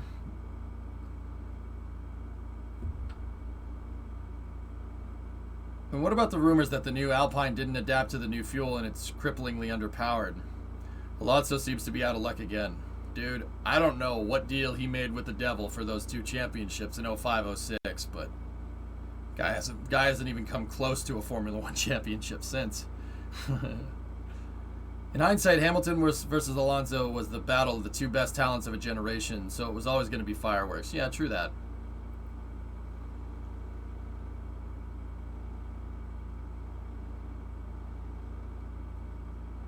Yeah, Forge. I don't know. It's just... I'm talking, well, Formula 1 race, Jim. Yeah, of course. Alonso's won everything else. 2012, Vettel miracled the championship out of that. Sorry, I'm keeping track with too many conversations, Hellfish.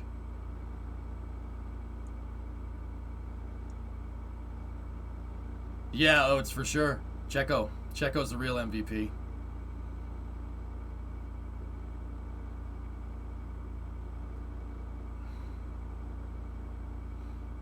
Shaw, that would be cool.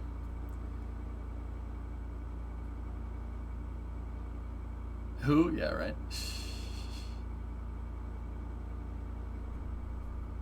But yeah, man. I don't know. I hope we get something good this year. That would be really nice. I'm sick of, dude, and I know this is as a Ferrari fan, it's kind of stupid for me to say, because Ferrari won everything, literally everything from 1995 to 2000, 1999 to 2005. They won everything.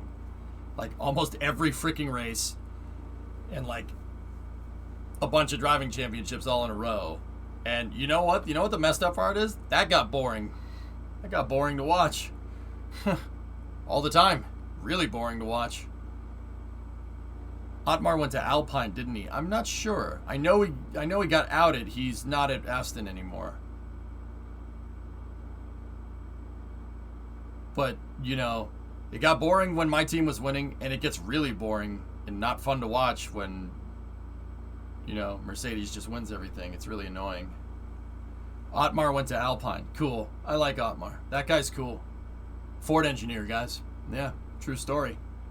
He worked for Ford. He's from Detroit, man. Yeah, go look it up. He's an engineer at Ford in the 80s. Yeah, Smirks, I'm with you. Yeah, I'm with you. But, see, that's the thing, man.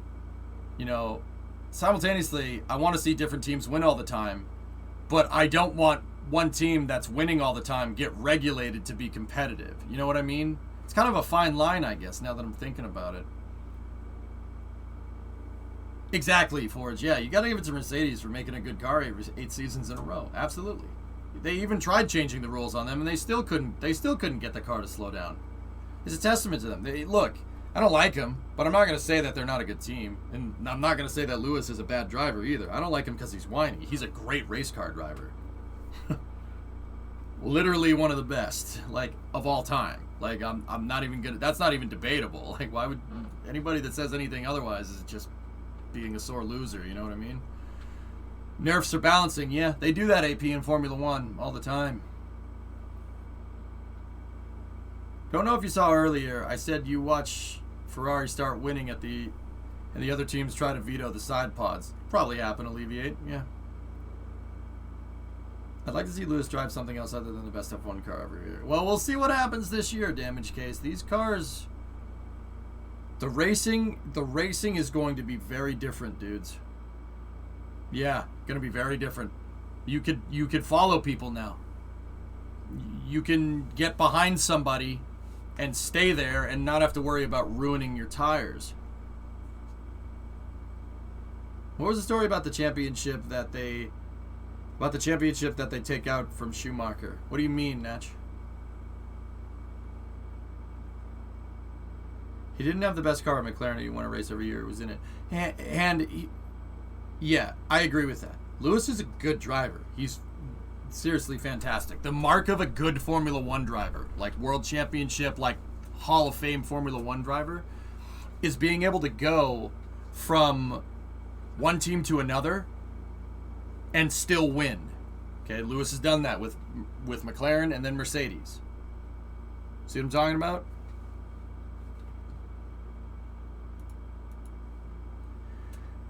I think so, Ryan. You know, like look at Niki Lauda. Drove for Ferrari, won with Ferrari. Went to McLaren, won with McLaren. You know?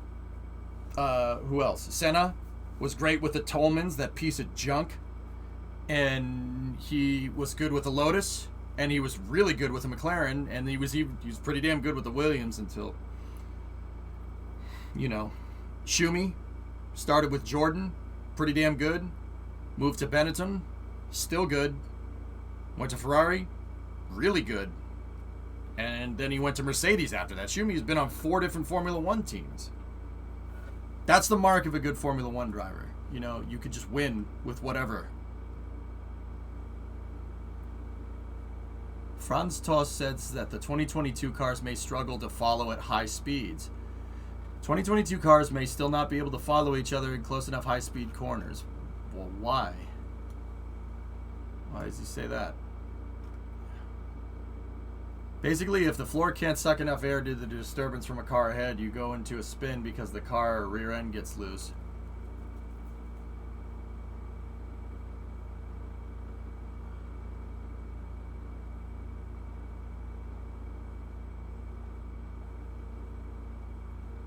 Yeah, if you guys are talking about an 06 when they screwed Ferrari because of the tires, yeah, they screwed them out of another championship.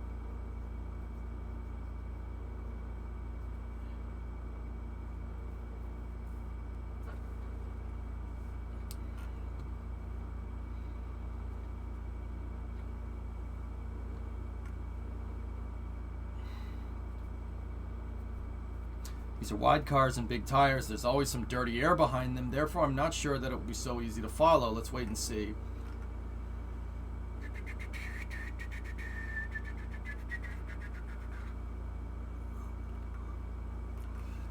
Interesting.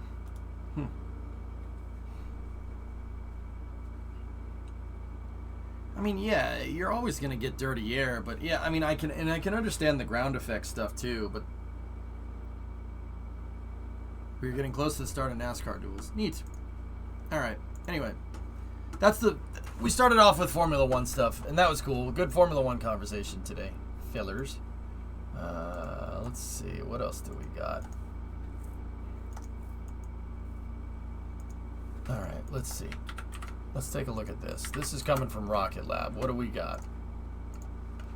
Introducing our new look. Oh, Rocket Lab changed their logo.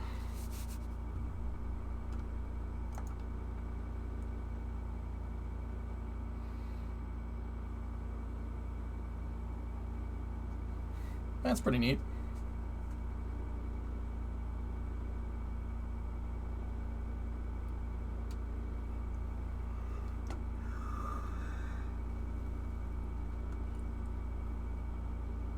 Also, a lot of drivers brought up the subject of visibility. Yeah, you're going to have teething problems. It's aerospace engineering at this point, Forge, so you're going to have stuff that needs to be tweaked.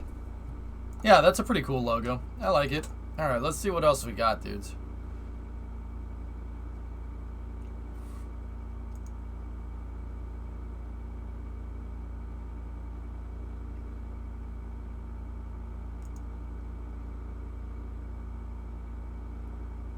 Ooh.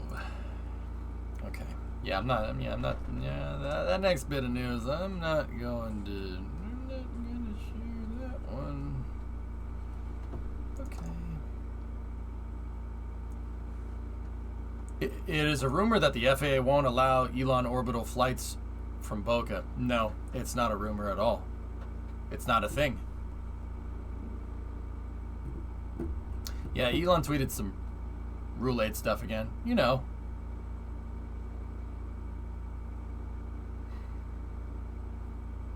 Probably shouldn't have done that. Here, look at this picture.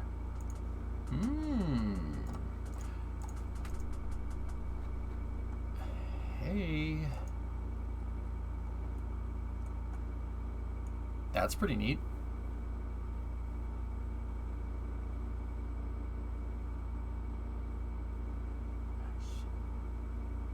He tweeted some really messed up stuff. Oh, I saw it, Forge. Yeah, it's that might have gone a little bit past a crap post, if you catch my drift. Just, I mean, to put it lightly. Yeah, he tweeted some Mustache Man stuff. It's like, oh, okay. Do those platforms fold up or down? They slide. They slide back and forth, T-Man. Is it that bad? Yes. Yes. You know what? Yeah. If you guys want to go figure it out, go kind of figure it out from there. Have you guys talked about the Europe's crew ambitions and Rogozin's proposal for that? So, no, we haven't, Jock. So the European Space Agency guys yesterday stated that they want their own domestic launch capability, which is pretty cool. That's pretty neat. And then Dmitry Rogozin said, all right, just why don't you take the Soyuz pad that you guys already use and just modify it to launch people? And we haven't heard anything back from that. But yeah, it's very interesting that the Europeans want their own capability.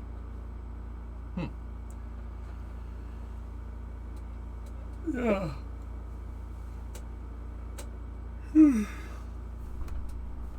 Not saying this will happen, but Elon could anger the government to do something. Do something his little space thing. Do something his little space thing. Yeah. Yeah, sure. Whatever that means. Yeah, Vash, it's pretty bad. I'm not showing, dude, I ain't showing that on here. Hell no. You guys want to go look for that tweet, you go look for it. I don't need to freaking. So, yeah, we haven't heard much more about the Europeans with their, what is this? With what their,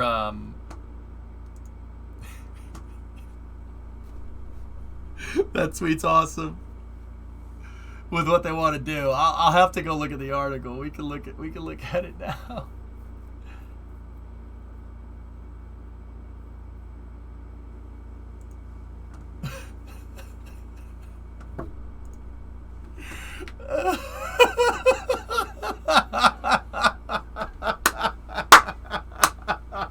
Oh my god, that's funny. Oh boy.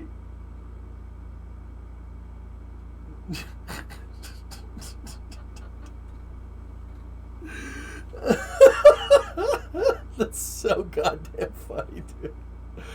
Freaking destroyed by the head of Roscosmos. Tactical nuke incoming!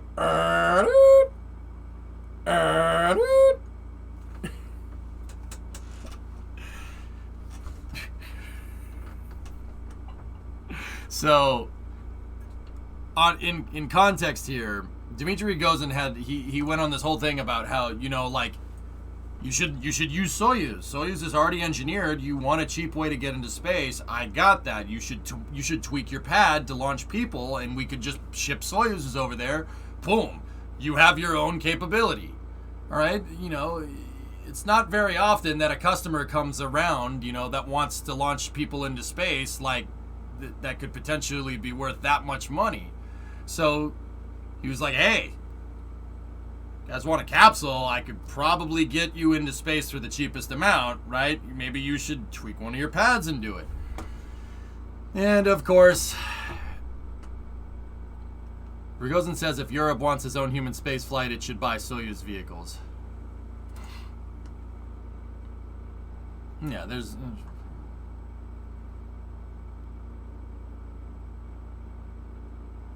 Scott with the South.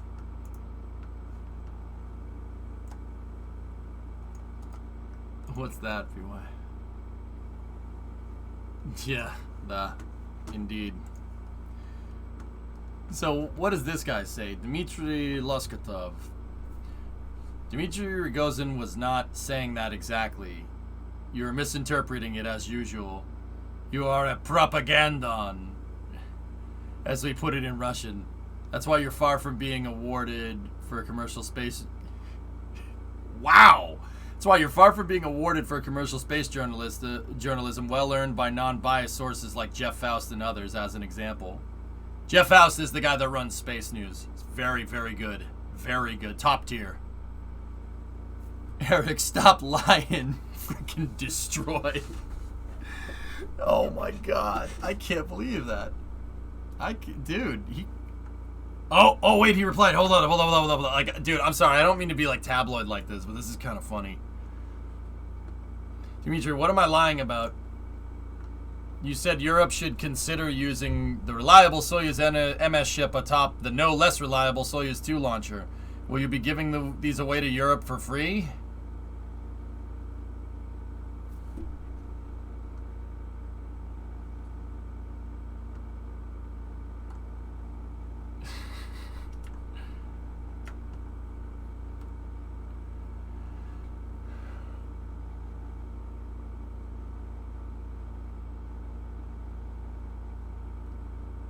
I mean, okay, wait a minute here, fellas. I want to dunk on Eric Berger just as much as the next guy, but yeah, hold on a second here.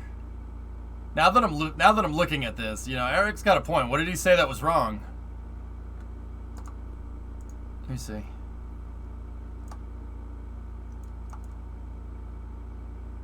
Yeah, I don't know why there's a picture of Dragon there, but hey, whatever.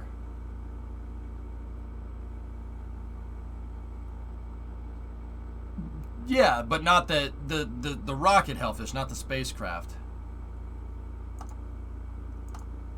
If European astronauts want to be able to get a day ISS on their own, then the use of the proven most reliable Soyuz MS spacecraft with an equally reliable rocket of the Soyuz 2 from the French Cosmodrome in Kourou by the European launch crew, trained by our experts, in my opinion, is a great idea. This will save European taxpayers billions of euros and provide the European space industry with the opportunity to quickly enter the club of space powers with all the competencies in manned spaceflight.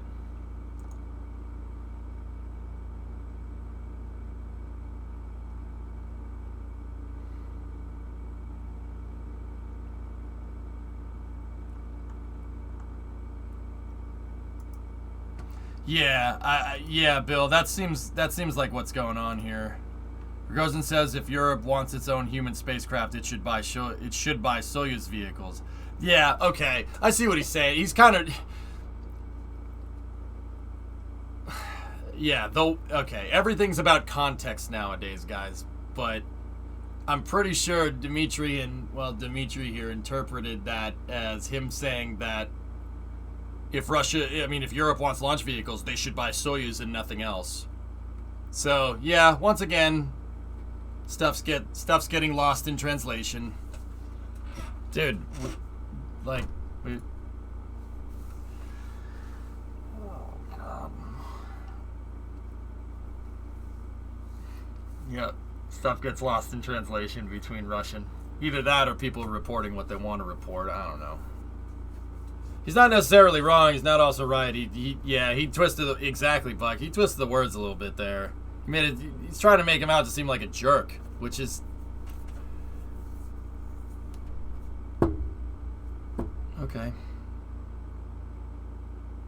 Did he twist his words or did Google Translate twist it? I mean, Shaw, you saw what the translator did. The translator conveyed the point. If you know anything about spaceflight, you'd know exactly what he's trying to say. Look, you guys want your own launch capability from Kourou. You literally have the pad for a rocket that can move spacecraft into space at Kourou. It would not cost much to retrofit it for people. You could buy this, and then you could use the Soyuz, and you could get into space for cheap, for nothing. Like you could literally have manned spaceflight capability next year. It's not a bad idea. Like, I get what he's trying to do. His job is like, Roscosmos is a state corporation, guys. They're run like a company. It is a national space program, but it's not like NASA. NASA's different.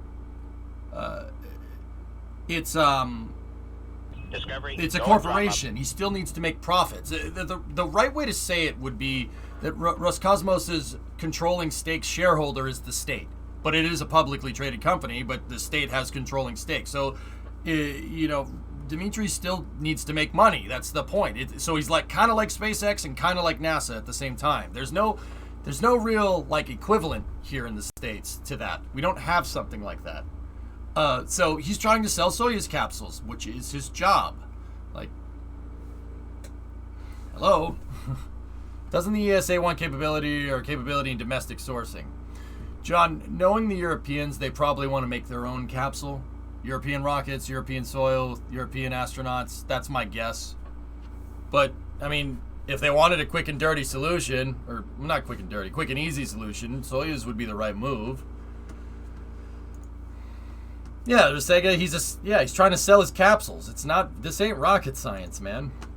But yeah, the way Eric says it, you know that people are gonna misconstrue it, because that's what everybody does. You know, it's not, you know, people see somebody say, oh, he's gonna do that. All right, cool. And they interpret it as, oh, he's gonna do that. Okay. See the difference? The difference in inflection there? Yeah. Everybody twists words nowadays. And guys, I'm not above this either. Sometimes what people say in chat, I misinterpret the tone. It happens literally every stream, at least once. It's very hard to tell inflection and tone of what people are saying from chat. I try to do good with it, and I try to understand, but I still make mistakes too, you know? I'm down with them not relying on the Ruskies or even us. Yeah, I agree. I think that would be more competitive in the long shot. It's rocket economics, which happens to be regular economics. There's nowhere in Europe for them to launch, is there? Kourou. Kourou is European territory. The problem arises when you fit that statement into Eric journalist's history. That's what I mean. Yeah, Eric just trashes the Russian space program pretty hard, actually. Could this be going along with the current Rule 8 things around the Ukraine, Russia, and NATO? I don't know, Katra. What I know is everybody needs to chill out. Everybody needs to chill out, especially on the space front, you know, like, everybody gotta chill out. Everyone. I mean everyone, you know what I mean? Like, Eric trashes everyone that doesn't end with X. Yes, no, that... Guys, I don't... Like, here's the thing, man. I don't want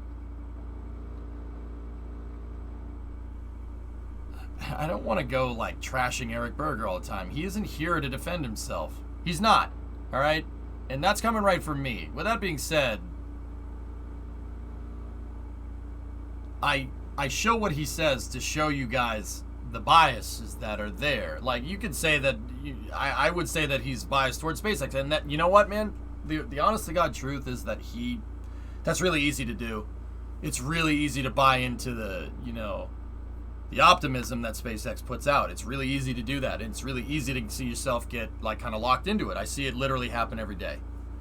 You know, you see all this stuff that SpaceX is doing and all the, you know, all this crazy tech that they're doing at Starship and Falcon 9 and landing astronauts to the space station, and, you know, you see Inspiration 4 and Polaris Dawn, like, and you're like, why the hell isn't NASA doing all this stuff? The reality of the situation is that they are. It's just in the background. They're not as public about it because NASA can't advertise. But then again, SpaceX doesn't advertise either. They let the press do the talking for them. Invite them on stream? Yeah. So, like, I don't know, guys. What I'm saying is, like, dude, you know, like, I know there's people that probably watch the stream that probably read a lot of ours articles, and that's fine. That's okay. But what I don't want is opinion being interjected into space news. Because the reality of engineering and the reality of covering stuff about spaceflight is that opinions don't matter. I try to keep it about, like, the hardware and stuff, except when something like this comes up. Like, but yeah, I don't know, man. When's Starship Super Heavy launch? 2029? I watched. Probably going to be sooner rather than later. I think the best course of action is for them to use Soyuz MS for the short term, where they work on a design for the domestic source crewed spacecraft. Maybe that's what Dimitri meant, Green. I don't know.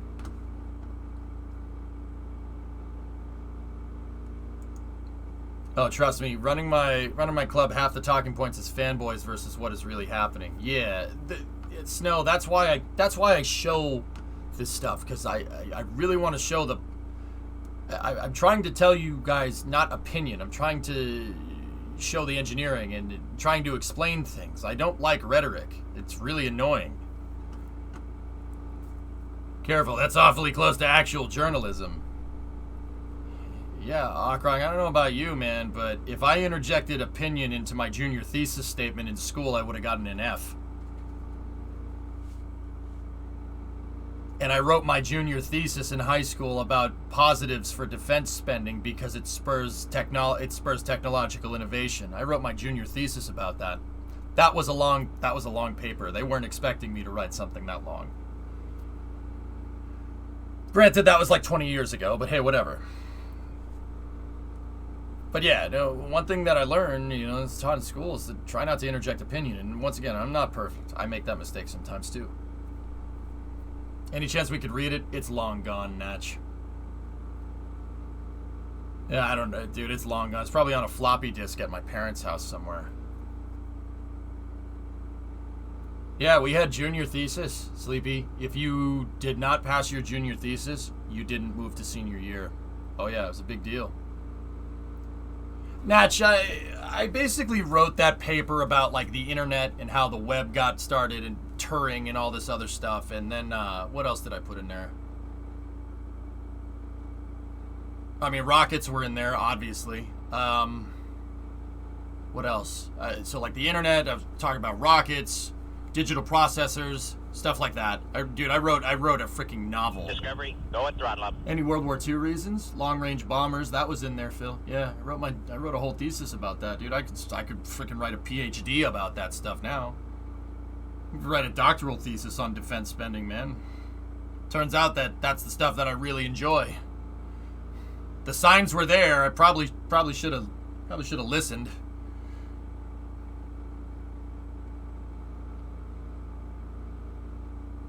If it fits in floppy disks, it's not that long. Yeah, sure. Yeah, and it wasn't just like NASA spending. I made a thesis statement that defense spending spurs innovation. And you guys, I know that we don't like weapon systems and stuff here, but that's the honest to God truth. The highway system is there because of defense. You like highways? You like train tracks? Want to know why Europe has trains going connecting every city to every city? War. Lots of war.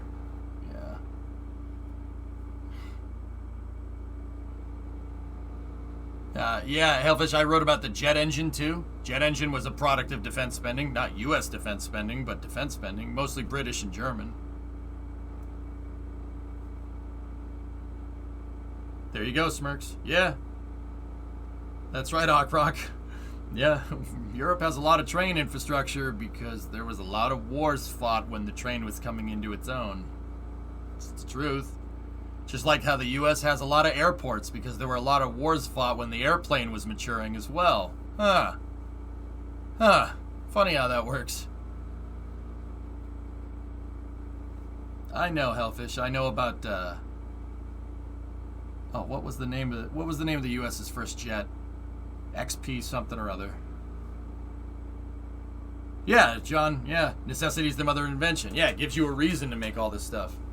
It's crazy. Like 30% of railroads in Germany have been dismantled since World War II. That's crazy, Jock. Really? 30%? I mean, we don't have much railroads here either. That's because the train, like, we switched to trucks. But yeah, that's crazy. No, it's not the P80. The P80 was not, and it was the YP80, by the way. It's not an XP80. YP80. That was not the first U.S. jet. It came before this. The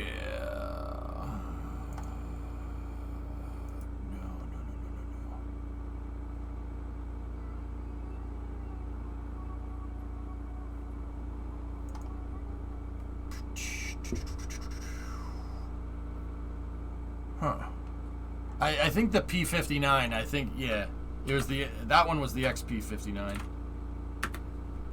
Yeah, there you go. That was the first one. First U.S. jet.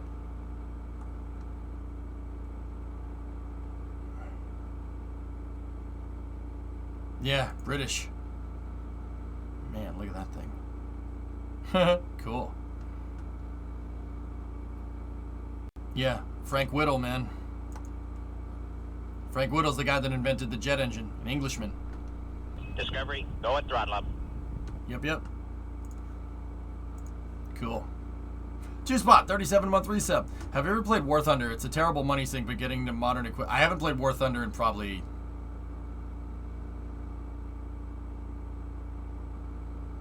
I was gonna say 10 years, King, but I don't think War Thunder's been out for that long. I played it right when it came out of beta, I want to say? I don't know.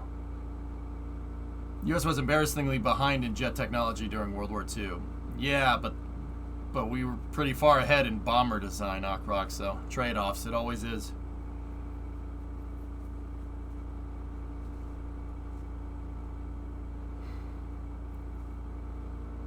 It's been around 10 years. So yeah, when the game came out. So yeah, 10 years. I don't like that.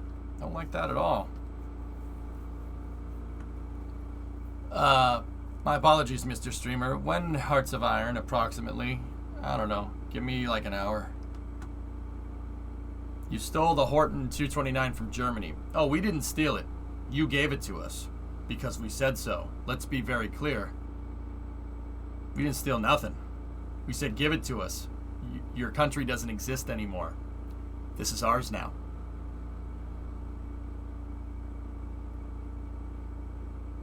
You can now fly around in F4s and drive Abrams tanks. Nice. To the victor goes the spoils. You made this? No, you didn't. We made this.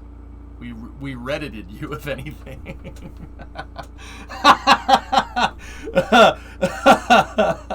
Yeah, you guys lost this plane in an unfortunate boating accident. This is ours now. Yeah, this is. You see that? See that V2? Oh yeah, your engineers. Yeah, we're taking them too. Oh, you don't want to work for us? Oh, you don't want to work for us? How about you renounce your ideology now, or we shoot you in the face? Huh? Yeah, it's pretty awesome. The Russians did the same thing. Yeah, pretty cool. Screw you. Screw you. Screw your country. Give us your stuff. Screw you. Screw your ideology. Screw off. No, this is ours now.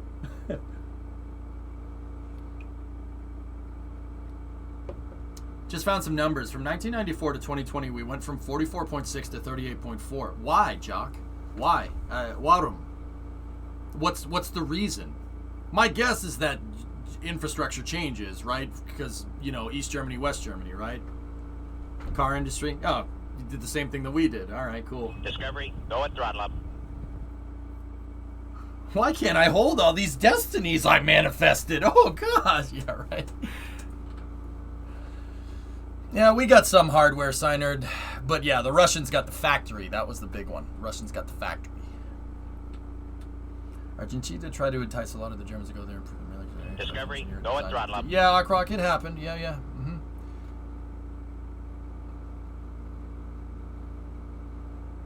Yeah, Hellfish, I mean, yeah.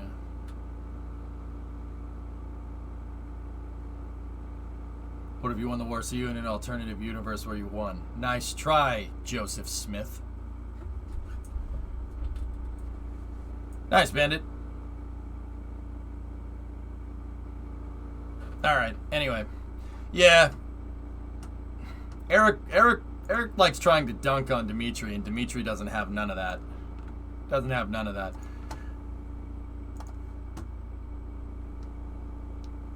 But anyway, let's see what else we got.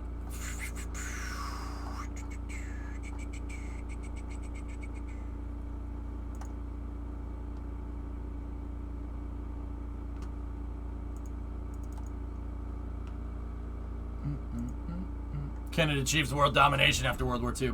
How's the KSB chopsticks coming along? I think I missed that stream. I worked on it yesterday, dude. I'm going to work on it again Saturday after Space News, I think.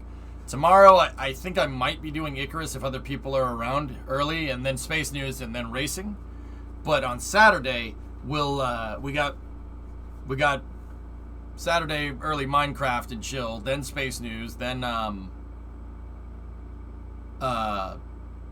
I think I'll keep working on the chopsticks. Twitch stream in the America.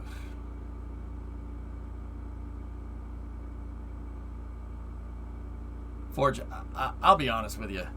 I'll be honest with you. And call me an armchair general. Look, if it came to if the Germans had gotten England and then somehow gotten the Soviet Union as well, somehow I still think you would have lost if you went toe to toe with the U.S. I seriously do. Like, and it's not just me being, oh, Mr. America. Like, the Germans had all this cool stuff, but we had you on bombers. There was, and the B-52 was right around the corner. Seriously. We had you on bombers. There's no way. We'd bomb the trash out of you. Yeah, I mean, you would have had this awesome, big, ridiculous army and this big, continuous continent, but we just got done fighting Japan, too. We had a way bigger navy. There's no way you would have gone toe-to-toe. I'm sorry. That's not happening. B-47 and B-52 came after. Are you listening to what I'm saying, or do you just like saying things? What about Japan, then? I don't know. It would have been a Cold War alternative timeline. Jock, that's what I think. Yeah, I don't think we would have gone toe-to-toe. Just like the Allies trying to go against the Soviet Union would have been really stupid. That a lot of people would have died. Yeah, I'm really happy that whole Cold War thing never happened. I think it would have just been an arms race after that, Jock. Yeah, would have been an arms race. I don't think Germany would even try. And I don't think the U.S. would try either. You do your stuff over there, we'll be over here. Piss off.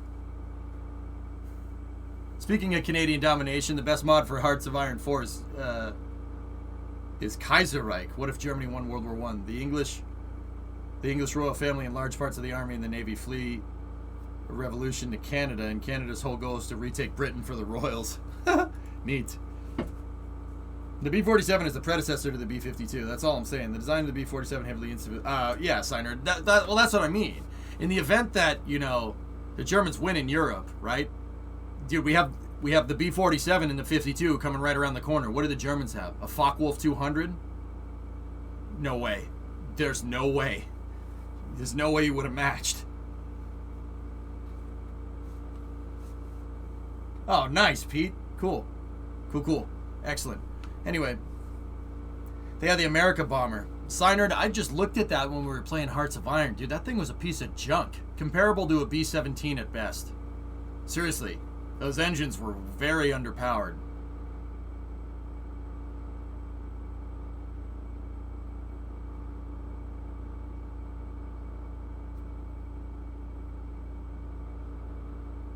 Yeah, John, yeah.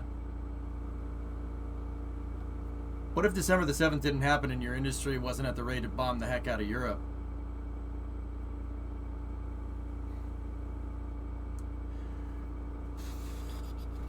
I mean, we lend-leased the British and the Soviet Union. The industry was there already, dude. That's what, so like, you say, oh, you didn't have those military factories. Dude, the U.S. industry, I mean, even to this day, but U.S. industry in the 40s, we were way ahead of everybody else. It's just like in Hearts, man. We have we started with like 200 civilian factories.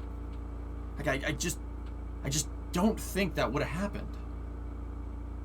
I think Jock is right. I think a Cold War scenario probably would have been more likely. Pretty loud hum in your audio. Yeah, it's the air conditioner doing its thing. It's warm here today for a change, guys, so I actually have the AC on because it got hot in here, but I'll shut it off. Yeah, Smirks. I mean, I don't know. This is why Hearts of Iron exists, so we could play those contingencies out. Oh, yeah, Signer. I don't know, maybe. Hot. Yep.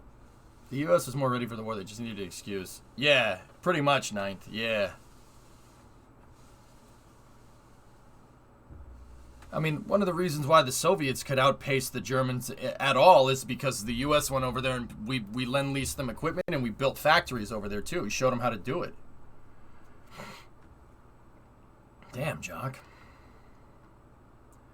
I don't think anyone could... The U.S. has better tech and lost to Afghanistan. Tomas, yes, you're right, but also that's not. You can't compare a proxy conflict like that to an all-out war. That's like, saying, points in basketball can translate into football. Yeah, they're both sports, but they're different types of sports. Afghanistan, you know, even when the Soviets did it, when we did it, it's not, you're not in direct conflict.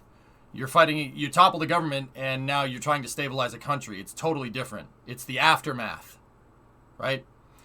As opposed to a full, you know, power versus power war, which we've literally avoided since World War II for a very good reason, because a lot of people will die.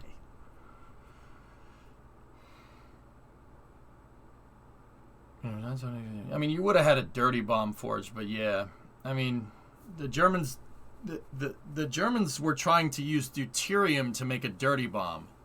They were trying to use the deuterium plant in Sweden, and the Brits ended up blowing the trash out of that thing. Fighting ideology is harder than fighting war. That's right. Yeah. Yeah, it's very interesting. Maybe we'll have to do a playthrough in Hearts of Iron to see it. But yeah, I don't know, man. Yeah, I don't know, dude. It would have been close. Would have been close, man. I think we would have bested you, but what I don't think we would have bested is the Red Army. I think in 45, if we'd done what Patton wanted to do and kept going, we would have lost. The Red Army was way too strong at that point, mostly because we built the foundation for it. But hey, whatever.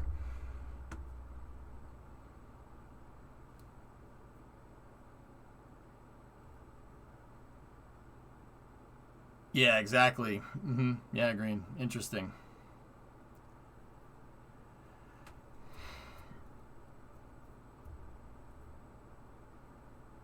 But yeah, interesting scenarios, guys. I mean, the Germans had the better tech, that's for sure, because what they did was they ended up revaluing their currency. I actually asked about this on Hearts of Iron one time, because I couldn't figure, it's really, you figure out, like, how the hell did you guys build up such a big army in, like, 10 years? How does that even happen?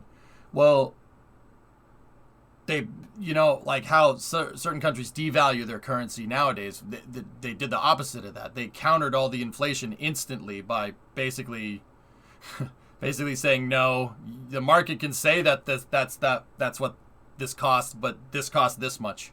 You know, a loaf of bread costs 1 mark. Nope. No, it cost 40,000 before, now it costs 1. What are you gonna do about it? Yeah, see what I mean? Like, so they ended up pouring money into defense spending. They revalued all that currency and then poured it into defense, and they make crazy stuff.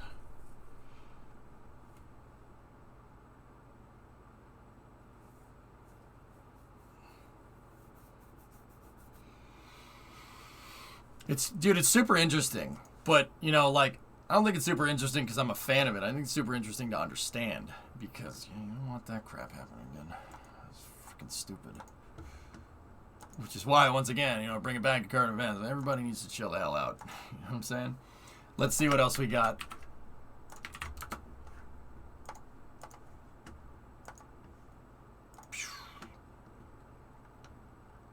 So we could do a currency reevaluation and would wipe out a lot of the debt.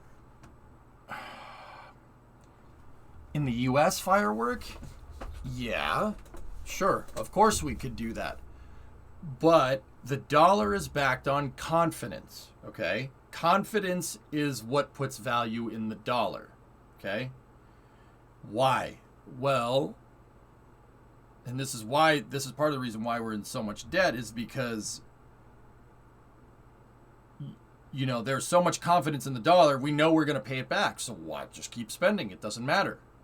Well, at least that's what they think. I don't know. It's probably going to be a repercussion somewhere. If I know anything about economics, and I'm not an economist by any means, if you tweak one thing, something else is going to happen down the road. It's just like aerospace engineering. You tweak one thing, it's always a trade. Something else happens. I don't know what. I'm not that smart.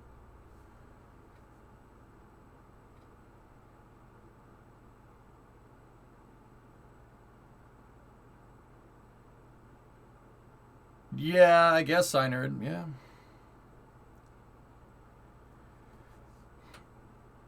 Yeah, Foss, nice. Exactly, Green. Yeah, we're not beholden to anybody, which, yeah, I don't know if that's the wisest move, but hey, whatever. Sorry if you've already covered it, but I'm reading an article about SpaceX sending some satellite with basically a big advertisement screen into orbit. Is that real? Pilot, I don't know of any mission that's supposed to do that, dude. I heard a rumor about it, but I think that was somebody. Yeah, I think that's butt kiss. I don't, unless chat has anything. Sorry, no problem. You think it can backfire and the dollar goes down more? I don't know, man. I don't know. See, like, Alex, I can't really prove it, but I'm fairly confident we switched our currency off the gold standard in 1970. We switched it to a confidence-backed dollar in 1970 so we could outspend the Soviets. That was the reason. So we could win the arms race. That's a way to win the arms race. You could just spend. People, no one's going to call you out. What is the Soviet Union going to call you out? You're not spending money with them, so it doesn't matter. And I think that's how that's how the U.S. ended up driving the Soviet Union into bankruptcy, because they couldn't compete. I think. I don't know that for sure. Once again, I'm not the best with economics. I know rocket science, man.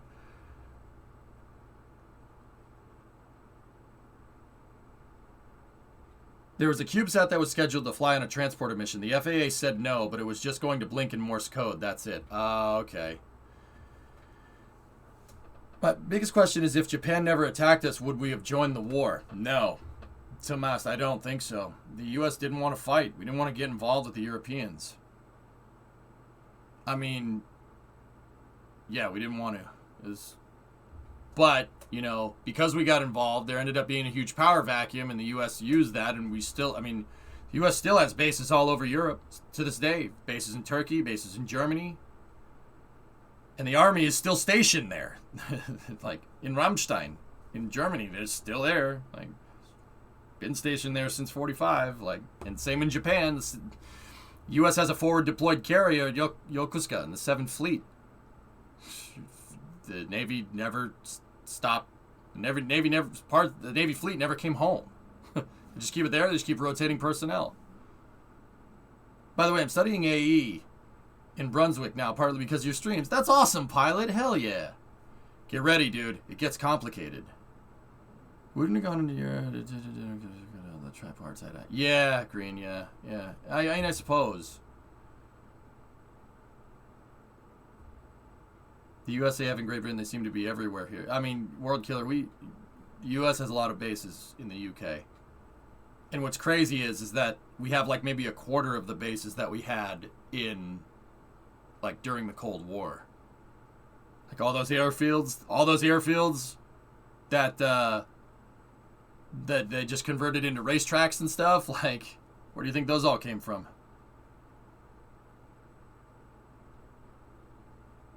Big Aero Force in the Azores, Portugal. What do you mean, Alex? War is bad. We don't war. Yeah, more peace, please. Dude, yeah, no, yeah. Guys, yeah, that, seriously, I know my guns. I like my tanks and jet fighters and all this stuff as much as the next guy. But you don't want to fight. An all-out war nowadays would be brutal. It would be bad. Okinawa is the 3rd Marine Division. There has only ever been 3 Marine Divisions. We are there to stay. That's right, Zeppelin. Yep. Yeah, that's like...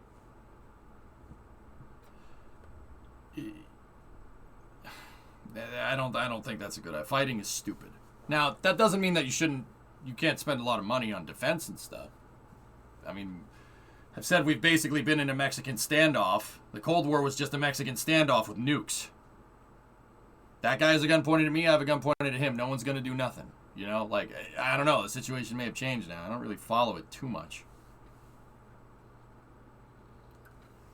I wouldn't wish that on anybody, Rock, to be honest with you. I think it's a really short-sighted thing. But then again, you can't sit here and say that, you know, the D-Day invasion was short-sighted, or, you know, nuking Japan was short-sighted. I mean, that might have been a little bit short-sighted. But you see what I mean? Like, it's so easy to look at the past and be like, oh, wow, they just declared war on each other. What idiots. Like, it's more complicated than that, man. It always is.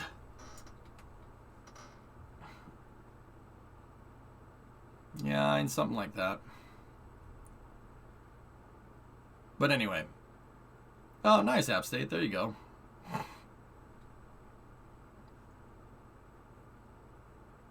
Anyway, guys, let's get back to space news, dudes. Interesting conversations. Have you heard of the Shkval solid rocket-propelled torpedo that can exceed 200 knots? Yes? Yeah. It's Russian, isn't it? Shkval? I've heard of it before, Benno. I don't know what it is. Let me put it to you like that way. Hey, Ismik, what's going on? At least we can all agree that it's the Europeans' fault.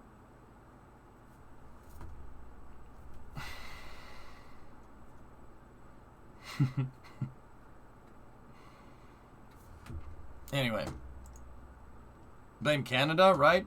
Nah. How's your day been? It's good, Casimir. How about you? I'm not gonna lie, I got a little bit of a headache. You guys want to hear something embarrassing? You guys want to hear an embarrassing one? Okay. I made steak last night, as I wanted steak, so I made steak, right? And I wanted a beer with my steak. I wanted to have Guinness with my steak, so I made myself steak rice, broccoli, nice hearty meal, right? I wanted a beer with it. So I drank a Guinness with it, woke up hungover.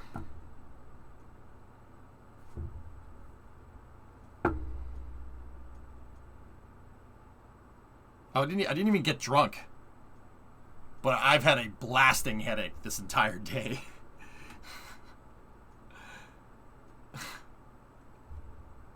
I didn't even get crap face, man. Like, I wasn't even close. I didn't even get buzzed. Just woke up with a freaking hangover. I'm like, oh, that's great.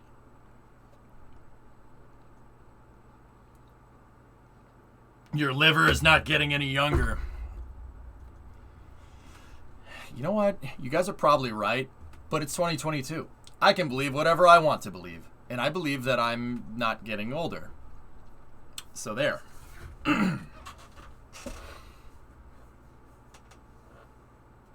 How big was the beer? It's Guinness. It's a pint. Pint? Pint.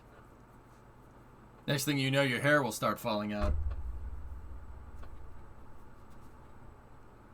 Yeah, no, that would suck.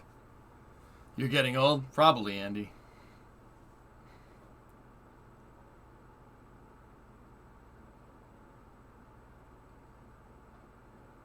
Yeah, I came here. Yeah. Anyway, change the topic. I'm feeling old now. All right, let's keep going with space news. Launching from Cape Canaveral Space Force Station cost Astra about $1.5 million, says Astra's Tom Williams. Private spaceports are about 1/3 of that.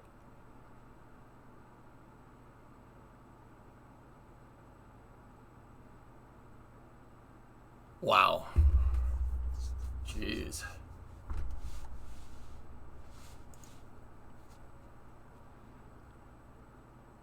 What's this?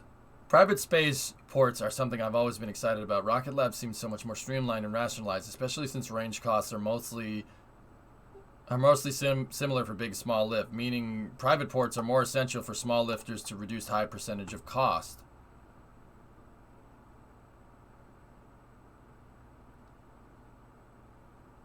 Nothing changes between the launch of a Falcon Heavy or an Astra launch in terms of the range. It's possible that there are additional range costs when you jump from uncrewed to crew, though.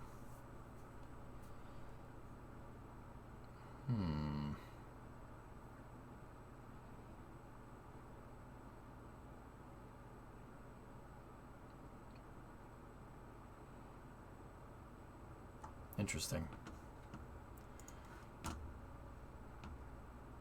I don't know why a company hasn't been founded when it comes to building private spaceports. It's probably because of you can only make spaceports in certain places, and the places that are the best places to launch, like in the U.S., for instance, have all been pretty much claimed. Germans didn't have better tech; the Allies did. Nuclear weapons, tanks, planes. That's what Iron, I'm with you on that one. I think the U.S. would have had bombers. Like the Germans had, like the Arado 234 and the 262 and stuff. B-29, man. B-29. You could literally take off from Greenland and bomb the trash out of Germany and come back. No problem. I mean, B-29s were going from Iwo Jima to Tokyo and back. with bombs. Like, I don't think that would have. I don't think that would have. Anyway. So, yeah, the launch site. Yeah. Yeah, Curtis LeMay, Benno. Crazy. Crazy, man. I just remembered McMaster car is a thing. Oh, hell yeah. B-24? B-24 is good. The B-29 is way better. Guys, the B-29 was one of those, like, light years ahead of everything else types of tech. Like, light years. The B-29 had a pressurized cabin. Pressurized cabin, you know. It had way bigger engines than the B-17. The engines were like double the size. There are companies for private spaceports. There's the German Offshore Spaceport Alliance and the North Sea Launch. SSC, North Sweden, the company large. All of them with state participation, I think, but companies nonetheless. No, don't say McMaster. It's all I see every day. Yeah, Ockrock. It's something crazy like that. Yeah, that's right, Hellfish. Iwo Jima was the emergency airstrip. Saipan was the main launch. Yeah, you're right. You're right.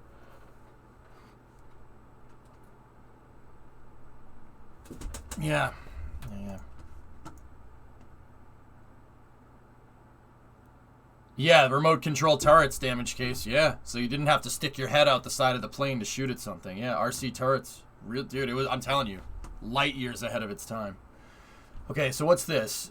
This is coming from Mike Sheets. NASA's chief economist, Alex McDonald, is moderating a CST 2022 panel on sustainable space exploration with advanced... Here, I'm going to bring this up on stream. Let's read this thread from Mike. Let's see what we got.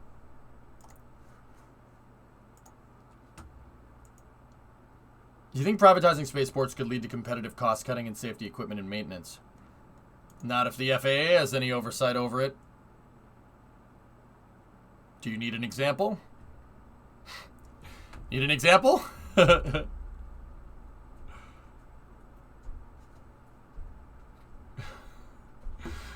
Oof. Oof. Yeah, no, I don't think that's gonna happen. My head's thumping, man. Thumping. All right. Advanced Space CEO Brad Cheatham, Boeing director Jeff Donahue, SpaceX director Nick Cummings, and Blue Origin director Jackie Cortese. All right, let's see what we got. First and foremost, I want to say that I can't convey how excited I am about the first SLS launch, says the Boeing guy. Okay. SLS is really the platform which you can leap to bigger and better and bolder things in spaceflight. Huh.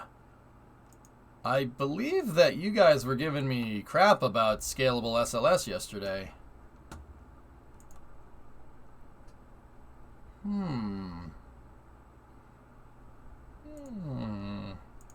Huh. I'll volunteer to crap on SLS. No. You know, we don't need any forward object damage, Bob. Yeah, Smirks, I was getting a lot of crap for that yesterday.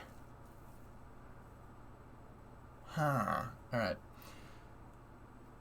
So this is Cortese. This is the woman from Blue here. Let's see what we got.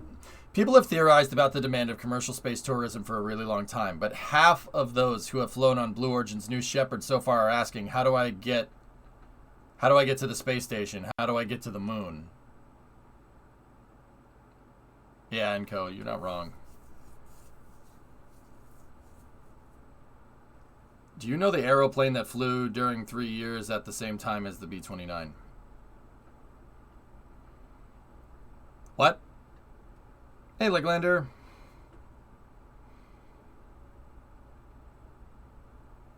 Okay. Where is he? There's a pipeline from suborbital to lunar and beyond. Okay. That's cool. The NASA Capstone mission spacecraft will take a ballistic lunar trajectory to the moon instead of going direct, which saves fuel but adds about 3 months of travel time.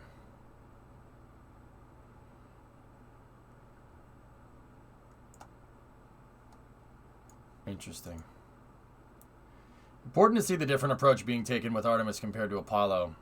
Represented by Capstone, launching from New Zealand with a company that owns the hardware.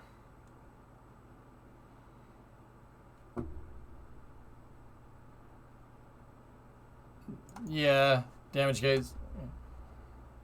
Yeah. Important to see the different approach being taken with Artemis compared to Apollo, represented by... Okay, all right. I love the theme of this panel is sustainable space exploration. I love that the theme of this panel is sustainable space exploration is being enabled by commercial space technology. As Starship is a commercial space platform designed to do many, many things, such as the HLS part of Artemis. So that's the SpaceX guy. The thing that I'm most excited about with NASA's Artemis is all of the surface elements. Starship is fundamentally designed to transport very, very large amounts of cargo. Nice. Nice. Tomorrow at 1 p.m. at Wallops is having a teleconference for a Saturday launch. You count as media. Okay.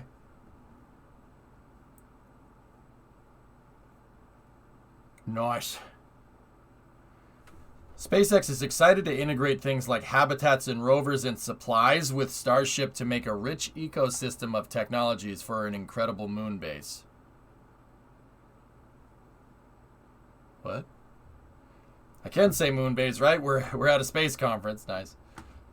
Thinking about a moon base analogous to the Everest Base Camp, staffed by hundreds or thousands of scientists and explorers. Nick, I swear to God, stop doing this. You stop this right now.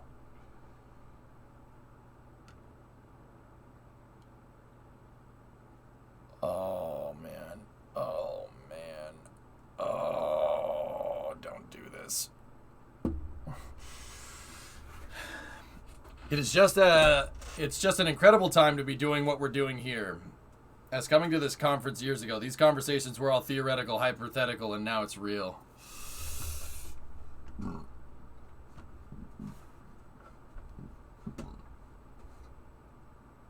In terms of challenges for SpaceX, there is designing a production system that can build the system at a rate affordably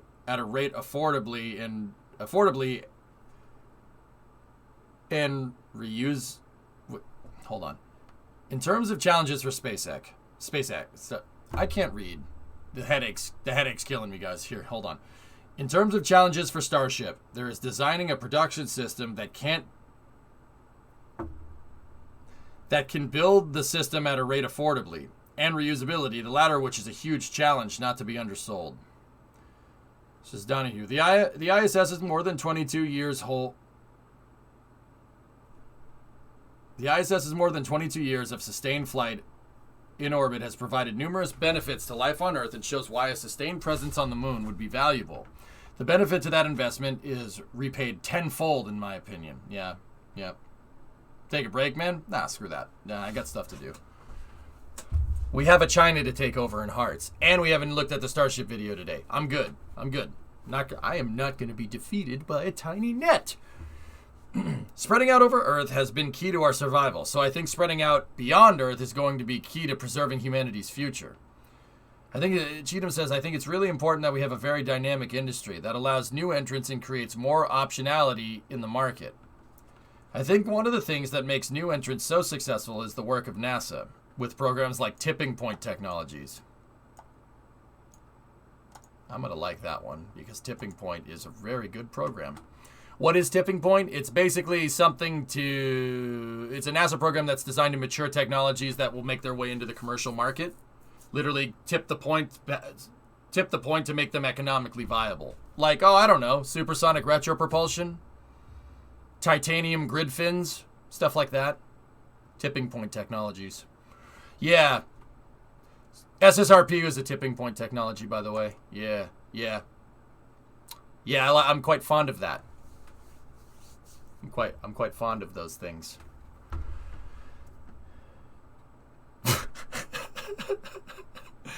SLS is the reason why. This is just another thing. That was the end of the panel, from what it looks like.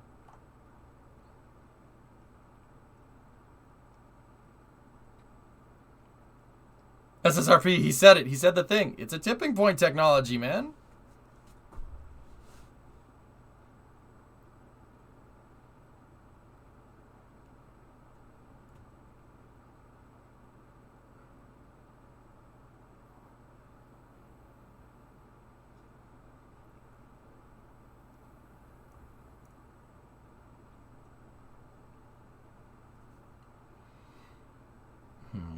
I think that's the end of the thread. Cool. Good thread. Dude, the guy from SpaceX. I love that the theme of this panel, sustainable space exploration, is being enabled by commercial space technology.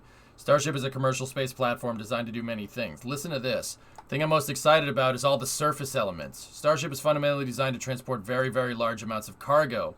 SpaceX is excited to integrate these things like habitats and rovers and supplies with a Starship to make a rich ecosystem of technologies for an incredible moon base. Habitats and rovers, you say?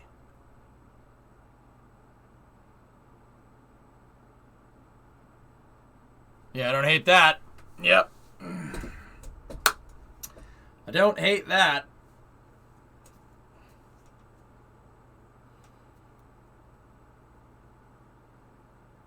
We knew this already. It's called the cargo bay.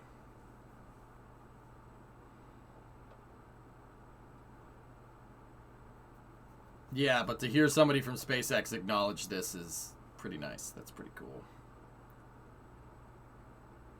I've been waiting for years for the focus to shift to a moon base.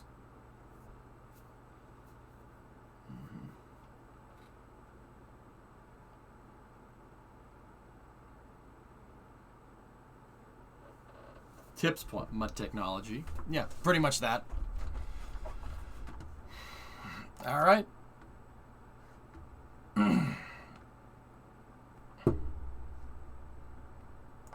Bradley, what the frick? So, viewer that watches the stream, frickin' this just pops like right in the top of my feed. Guy's got a frickin' burger and a B1. You suck. I hope you watch this VOD and I hope you get indigestion from that burger. Why would you do this? Why would you do this? Damn it! Now I'm hungry. Oh! This is a joke, please. Take that out of context. All right. I'm so glad that they started talking about the planned payload. Yeah, Jack, I'm kind of with you. Brekkie nugs. Anyway. Fellas, I don't really think there's much else. We talked about the Ferrari, yeah, there really isn't much around, dudes, to be honest. So let's flip over to the Starship video and then see what we got from there. Okay, so they did some cryoproofing on SN20 yesterday. So let's tune in and see what we can see. This footage is coming from our buddies over at NASA Spaceflight. Make sure you go over there and subscribe to their YouTube channel. You go over there and support them over here to keep letting me put my crappy commentary over their videos.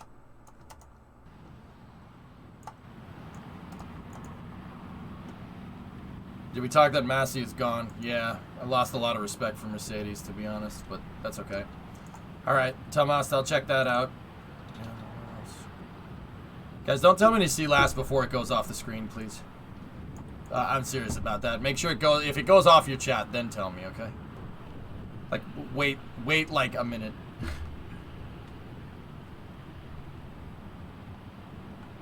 Pre-launch teleconference, John. Yeah, I got you.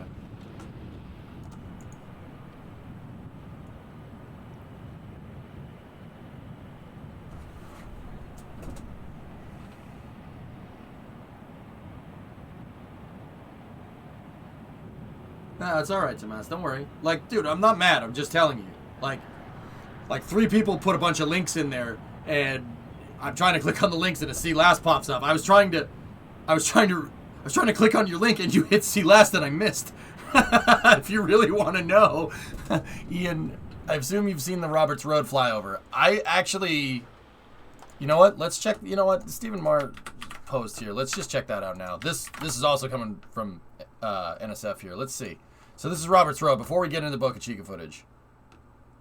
Roberts Road has been a somewhat mysterious facility up until now. Julia Bergeron and I took a flight to see what we'd see, and it was a lot. I was surprised just to see how much development is being done by multiple entities all over KSC. Check it out.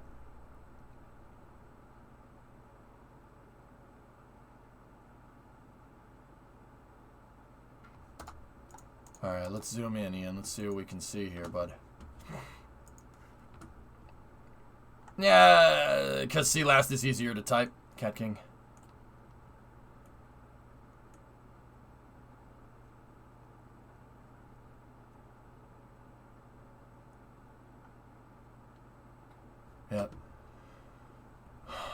wow. Dude, they're moving. This is quick. This is very fast. You met Space Coast Steve before the first Falcon Heavy launch. He and his girlfriend were awesome. Right on, Badger. Yeah. I think I've met Stephen Marr. I think I met him at the Falcon Heavy launch too. Wait, where were you at the Did I meet you? I forget. Yeah, Steven's cool. I like that guy.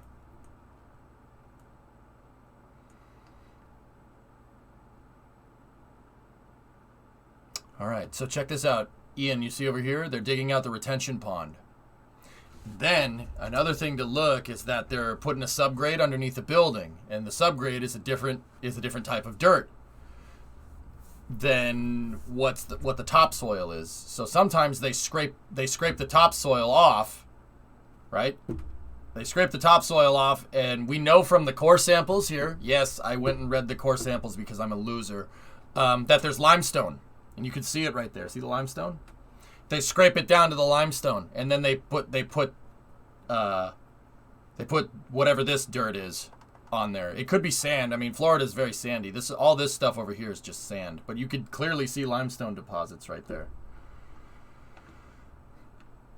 So they started putting down.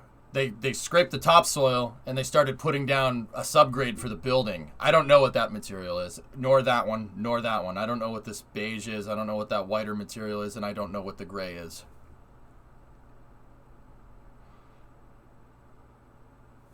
So, interesting thing over here, the excavators have already dug out the retention pond. You see the ditch that they dug out over here? That's going to be another one of these.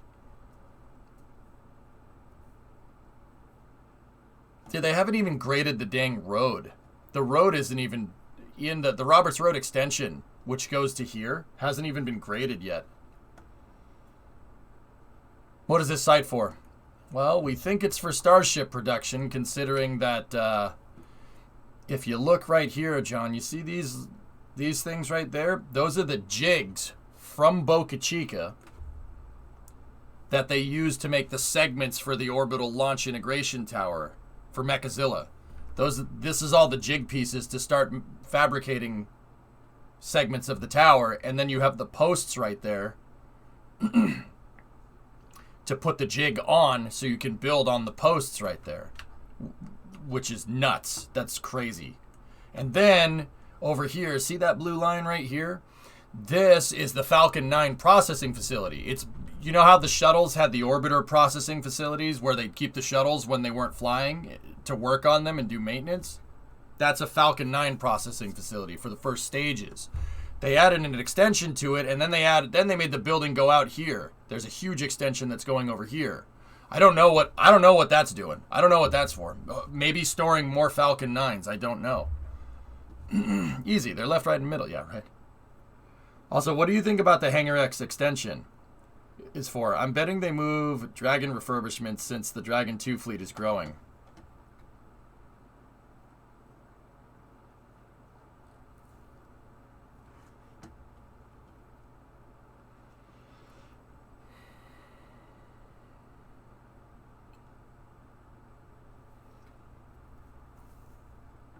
Well, Ian, I know from the floor plans that there's zoned industrial. This is an industrial space. So that's a high bay. It's not a high bay, but it's a hangar. This part is like a hangar. So this part right here has 3 stories on it, and that's going to be offices right there. I don't know what this is going to be yet. I haven't figured that one out. I'm thinking, I don't know if it's necessarily for Dragon. It could be. It's possible. Yeah, it could be for Dragon. I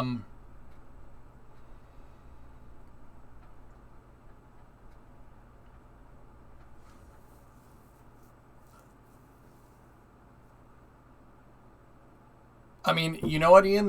You give me an idea. Payload processing. Payload processing.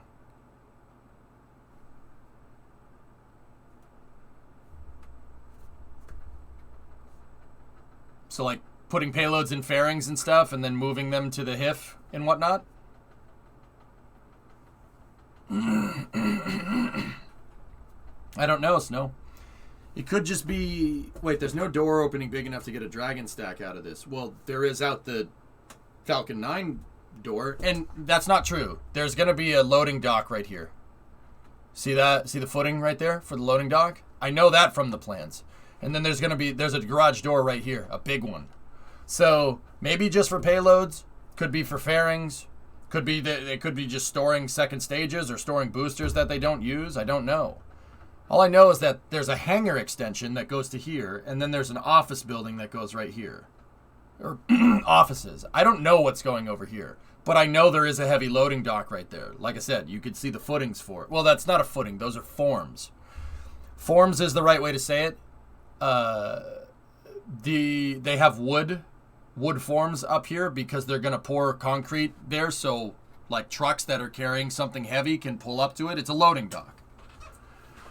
What about Dragon XL? Nothing learned since the NASA reveal. It could. That's what I mean, Supercraft. Like, this could be payload processing too. It's possible. I don't know. From what I can tell from the extensions here, it looks like they're just. It looks like they're just trying to store more Falcon 9s. I don't know. Hey, Maggie, 63 months. Thanks, dude. Yeah, I don't know. That one's, yeah, I'm not sure. Whatever it is, there's condensers right there. 3 big freaking condensers. See those things? Look at them next to the crane. That telescoping crane that's next to it. See the 3 big condensers? You know what that tells me? Climate control. So the building has air conditioning. Now, what does that mean? What does that mean? What, like, okay, great. Yeah, it's Florida. A lot of buildings have air conditioning. You have 3 big air conditioning condensers there. The bigger the condenser, the bigger the space that you're trying to control the climate in, right? So that tells me whatever they added, whatever that hangar extension is, because of those 3 big condensers, is going to be climate controlled. So, it's something that's going into space is going to be in that extension. Could be the first stage, could be the second stage, could be payload. It could be. I mean, I think it's for Falcon 9, but I just don't know which part. Hey, it was Lipo, 15 months. Big HVAC units do point to payload processing. Yep, you need a big freaking condenser to keep a big space cool. Could be Starlink production. Starlink production's in Washington, dude, if I'm remembering right. But maybe, I don't know, maybe they want to do it all under one roof. Clean room environment, exactly, Signer. That's what I'm thinking. Yeah, fair. Would need to make a new transport mount, and it would make sense for them to just make a bigger door on Hangar X to get Dragon out instead of changing the transportation orientation. Yeah. Yeah.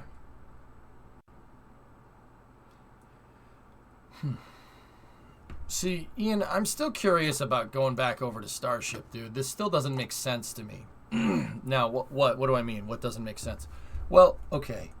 This road over here has a very, very thick subgrade. Once again, I literally read the plans. I looked at the blueprints to make the road. This road has a very heavy subgrade. And if you look at it from Steven's picture, if you want to find space infrastructure, you look for the heavy roads. That's the key. Find roads that are weird looking. Because oftentimes, roads that are weird looking aren't designed to just move cars. They're designed to move other things. In this case, look at this road that leads up to the huge concrete slab that SpaceX put down for Falcon 9s. Why is that road 3 lanes wide? That makes no sense. You don't need 3 lanes. Oh, wait, yes you do. Because the road needs to be heavy because it's moving Falcon 9s into the Falcon 9 processing facility, so into Hangar X. That road is built with a heavy subgrade. It's designed for heavier things. There are bridges that are designed for heavier trucks, right? Roads are the same way. Now, the interesting thing here is that I read the Roberts Road extension blueprints as well. The Roberts Road extension blueprints go from here, see where the road ends? It goes from here all the way to here. That road has a normal subgrade, 12-inch subgrade, which means basically the foundation for the road. That's the right way of saying it. You have a subgrade, and you have the dirt, and then you have a subgrade, and then you have the pavement on the top. It was either an 8 or a 12-inch subgrade with a 4-inch main grade crowned. So that's a normal garden variety road. That's nothing. That's like this road over here. See the difference? See the difference in the road? That has that weird lane in the center, and this is just a regular 2-lane road. This road, that's just a regular road, and that's what's going in right here. So it's very interesting. We know that starships are going to be made here, but how are they going to move them? And obviously they're going to be made here. They're going to move it here, right?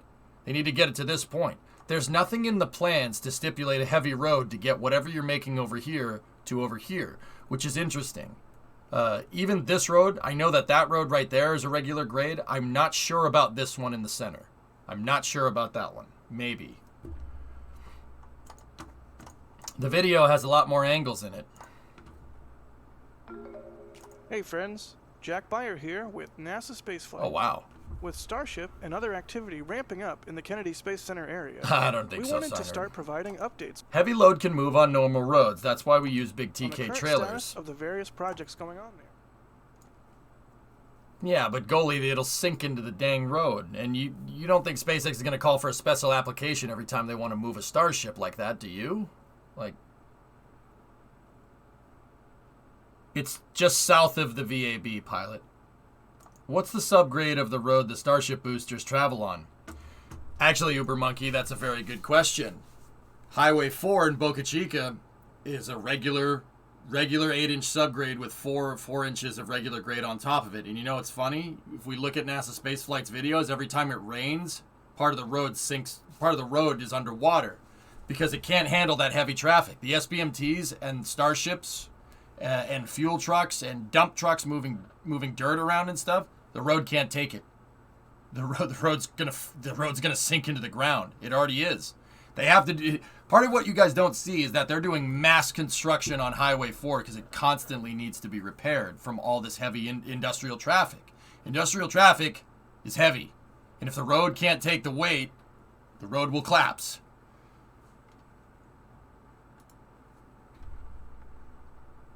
So yeah, Uber, this is how I know about this. This is how I know that, you know, a regular road ain't gonna cut it.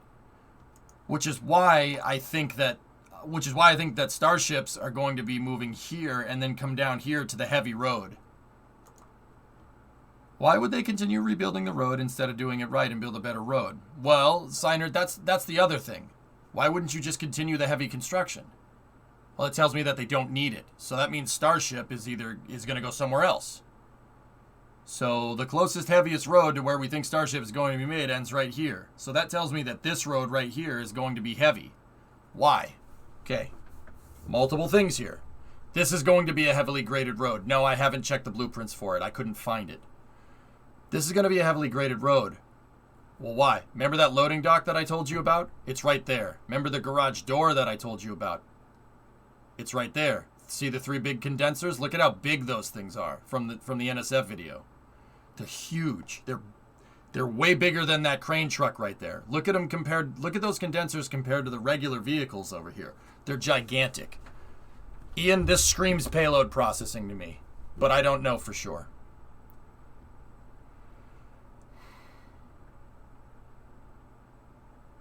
So I think Starships will come down here and they'll go here and then they'll get to the heavy road and then go that way. Also curious is that this road is being graded out there, but that's just another regular road. Yeah. Oh, wow. Yeah, man. Look at the size of those frickers. Those are big condensers. Payload. It's gotta be payload. Why hasn't SpaceX just replaced Highway 4 with stronger grades? I'll bet you they're trying to do that, but if you have one road that goes to the launch site, like they do, yeah, it's kind of hard to tear that road up in the middle of Starship development, so they just repair it. The building has to get a lot taller. What do you mean, goalie? Has to get a lot taller for what? Hey, Pacey. Yeah, see? There's the jigs to build tower segments on. Yeah, Harry did this tweet here. The footprint for the building that's going to go here is as big as all the Starship production tents.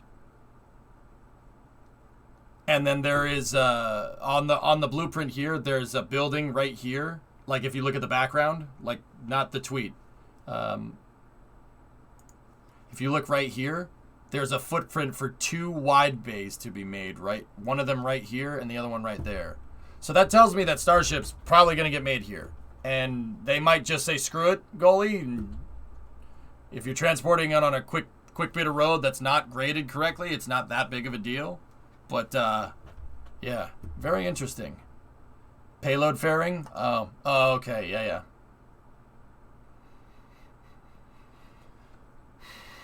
Yeah, see the footprint of the wide bay right there.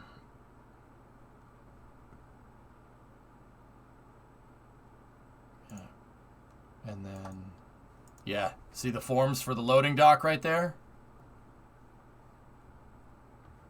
Oh, interesting. Huh.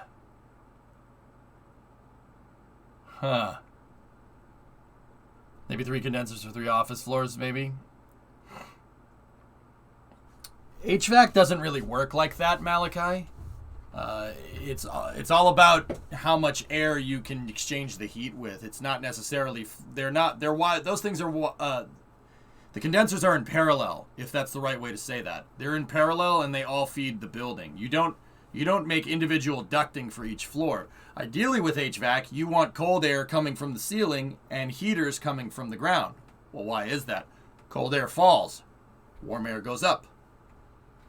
Simple as that. So you wouldn't want to do it on a floor by floor basis, but you could. And they might have all 3 condensers leading to one main AC duct, and that AC duct could split to each floor. But I don't think one condenser is going to one floor, another condenser is going to another, and another's going to another. It's really about the volume that you're trying to cool. That is much more to do with it. The condenser size has much more to do with what you're trying to keep climate controlled. Yeah, so these things. Anybody ever work on a loading dock? You know why those are there?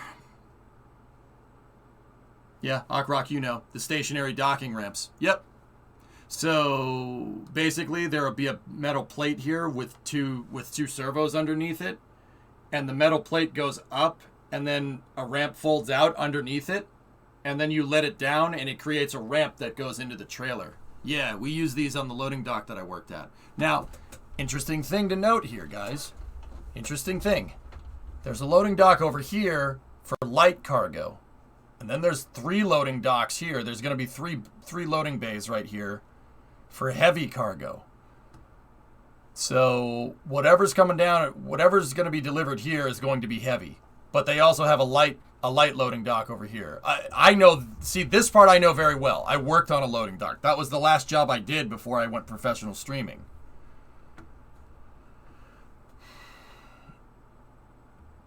So, Synerd, basically, like, you have a metal plate that covers the top of this, and then that metal plate has another plate that's hinged on the front, and the hinged plate fills the front here.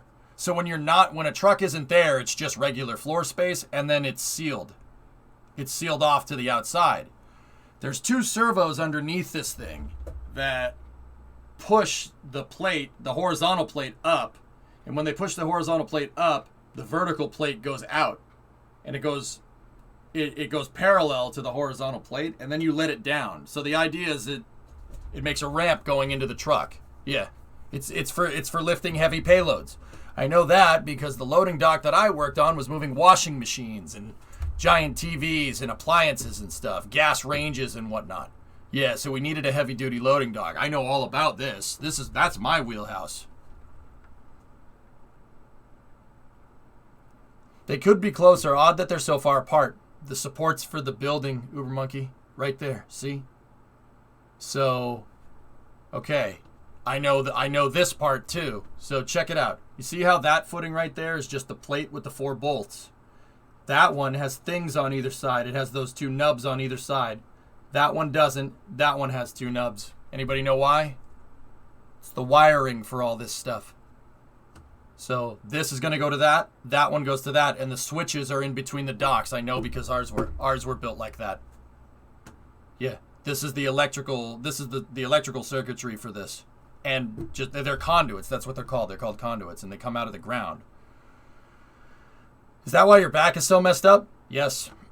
So that one is for ramp 1. That one's for ramp 2. That one's for ramp 3. That one's for ramp 4. Straight up. All I know is our loading dock looked pretty much exactly like this. I can tell you already what this is going to look like. And we had a pit like this too. Yeah. We had a pit.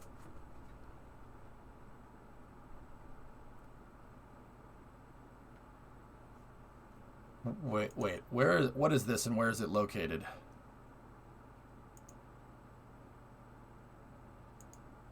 What is that? What the hell is that circle thing? Oh, it's over there.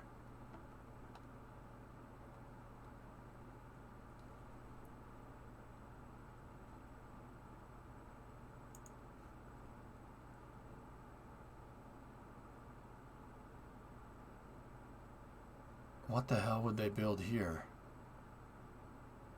Okay, so, guys, they have rebar going around in a circle, and then they have forms. Couple of interesting things that I'm noticing. Those forms are maybe about 1 meter tall, so about 3 feet. Nah, actually, even less. Look at the guy standing next to it. Maybe 2-foot forms. So they're going to make a concrete ring that's 2 feet tall. So they put the wood forms, they're called forms, they put it up here, and then they pour the concrete in between the forms, and then when the concrete cures, they remove the forms, and then you just get a ring of concrete.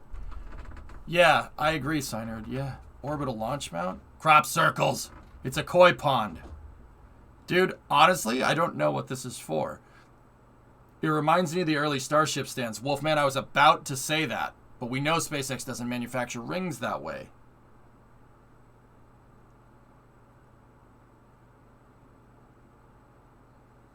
Interesting. My vote is for the koi pond. I too like the koi pond idea. However, I have made a koi pond before, fellas. A koi pond wouldn't be cast concrete. You'd dig a hole and you'd put a liner in. Yeah. Yeah. Don't ask me why I know how to do that. Yeah. My neighbor needed help making a koi pond one time when I lived with my parents, so I helped him do it. Yeah, you need a liner. You got to put a rubber liner down underneath, and you got to grade it so all the water pools in one. Yeah, it's a whole freaking thing. I don't know why I know that. I don't know why I remembered that. But yeah, see, there's the mounts for the jig pieces. Clayworks too. Yeah.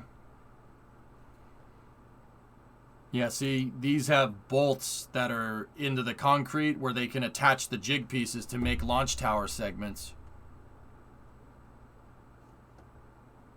The NSF video will probably show you in a second. Telescoping crawler crane right there. See these pieces?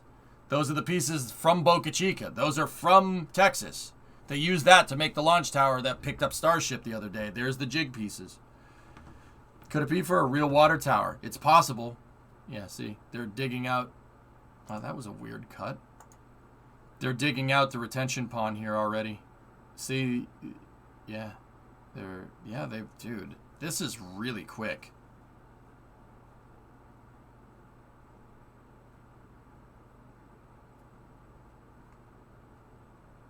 Yeah, Croc, right? Yeah, if you punch the liner in one spot, the whole thing leaks. What is a retention pond? See these things right here? So tactical, in Florida, you have a high water table. What's a high water table? What does that mean? So if you're in Florida and you go outside and you dig down, the water table is how close you're going to find water near the surface. Spoiler alert, Florida's very wet. Yeah, it's very swampy terrain. the water table is very close to the soil, to the topsoil. It's very close. So, if you're trying to make a big building, buildings are heavy. They're very heavy. And if you just build the building on ungraded terrain, guess what it's going to do if it's too heavy? It fell into the swamp.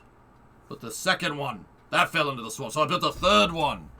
That burned down, fell over, then fell into the swamp. But the fourth one, lad, that stayed up. One day, son, this will be all yours. And with the curtains. No, not the curtains. So, tactical, what they do in Florida is they dig a huge, they can call them detention, discharge ponds, retention ponds. You can call it depends on the application, depends on what you're doing. They dig a big hole. All the water goes into that hole, and then they use the dirt, and they dig the dirt that they dug out. They make a nice, basically every building in Florida is on a nice mound of dirt. So, and then they compact that soil down, and then they build the building on top of it. So water doesn't leak. Never stop quoting that movie. Okay.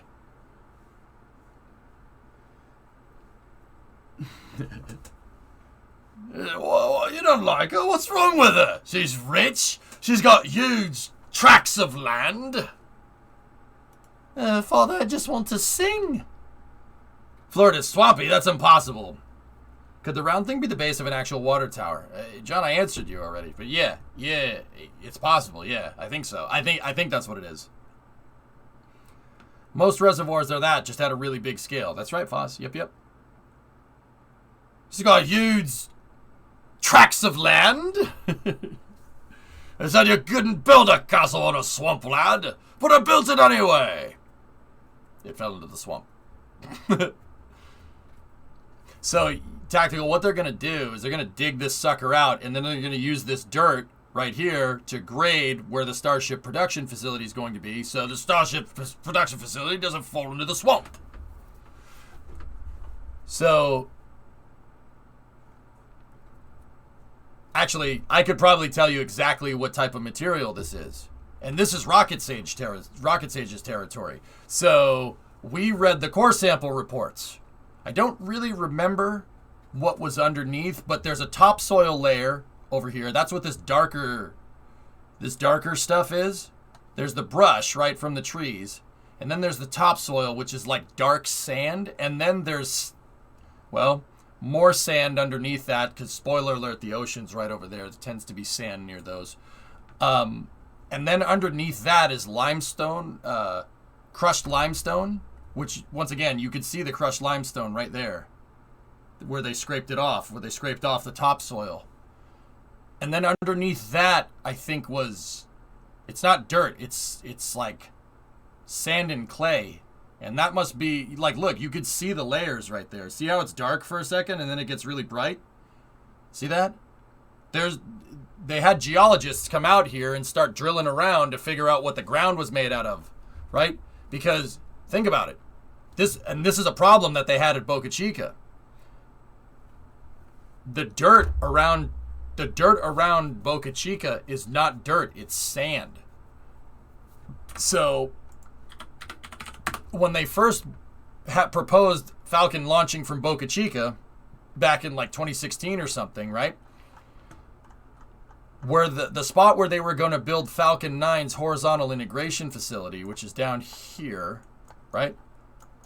They figured out that you couldn't do that. You couldn't make a retention pond. You couldn't dig out the dirt and use it to basically make the mound. It would have just sunk in. So they brought dirt in and they compacted the soil. This is what the suborbital pads are built on. See that? That's about the size of a Falcon 9 HIF right there. They compacted all the soil. They had to.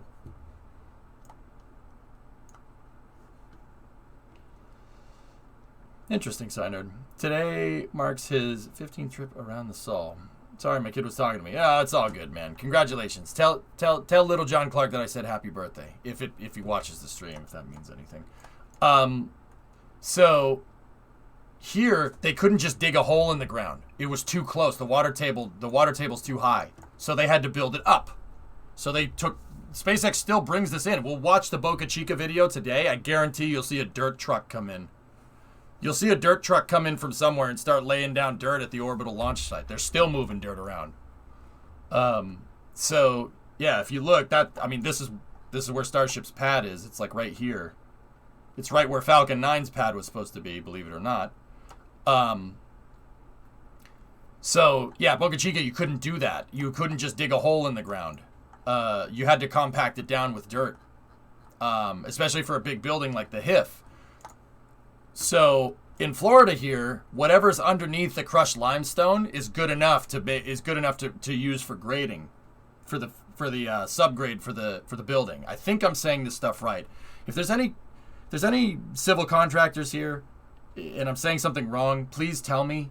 I'm pretty sure I'm remembering all the terminology correct, but dude, who knew that moving freaking dirt around has its own science to it? It's crazy. It's really cool. Like, that's like kind of the reason why I play cities, you know? So they're basically tactical. They're basically digging out the dirt here, and whatever dirt that they dug out for the retention pond is good enough for a subgrade for the building. See that? So they're digging this stuff out, and they're literally just taking it and putting it down here, and you can already see the footprint for the factory already being made, which is unreal. This should probably go. It probably goes a little bit over here, and right there, you could see there was a stream. That was a pre-existing culvert that was there. It connects to the retention pond with a discharge pipe that goes under the road, and then it goes out over here and it drains into this swamp right here. Thanks for explaining this stuff. You teach more than my high school STEM class. That stuff's cool. This is the reason why I've spent time grading stuff in cities, because grading stuff is, dude, the building that you're sitting in right now. If you're on your phone and you're outside, well, then this doesn't make sense. But if you're sitting in a building, right, the building that you're sitting in or the building that you're in right now or the house or whatever, it had to do this. You had to take a sample. They had to take core samples to make sure that you could build on this, to build on the terrain that you're sitting on. Oh, yeah, that's actually what geologists do. You know, a lot of people go, why the hell are you going to get a degree studying rocks? Well, every single building that we build nowadays, you have to study the soil. You have to study the soil around. You have to make sure it's good to build on, or else the thing sinks into the ground, Leaning Tower of Pisa style. Yeah, they didn't do core sampling. Oops. Or the Millennium Tower. The modern day Leaning Tower of Pisa. Hey Draco, nothing like finishing out the day watching an EJ stream after having to rebuild and repair a ceiling fan. Nice. Not here, this city was built on rock and roll. Excuse me, Foz. Rock is in the name of rock and roll, so somebody did take a core sample.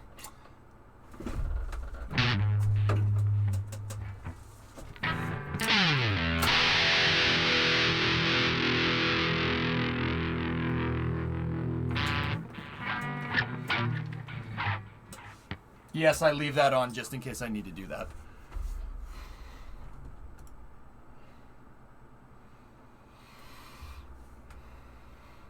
All right, Pete, I'll check that out in a moment. Chord sample. Nice. All right, anyway, let's see what else we got here. This is really good footage, guys. Thanks for showing me this.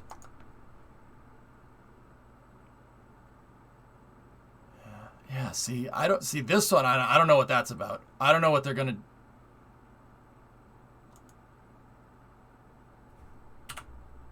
Wait a minute.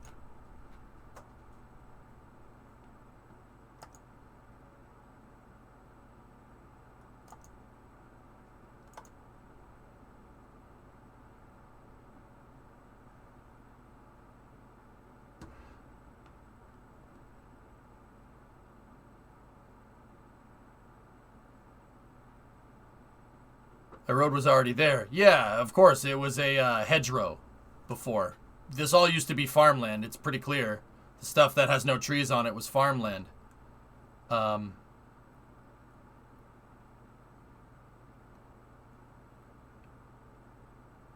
Chat? Oh, where the heck did we find the blueprints for this stuff? I'm wondering if that road is a heavy subgrade. I'm wondering.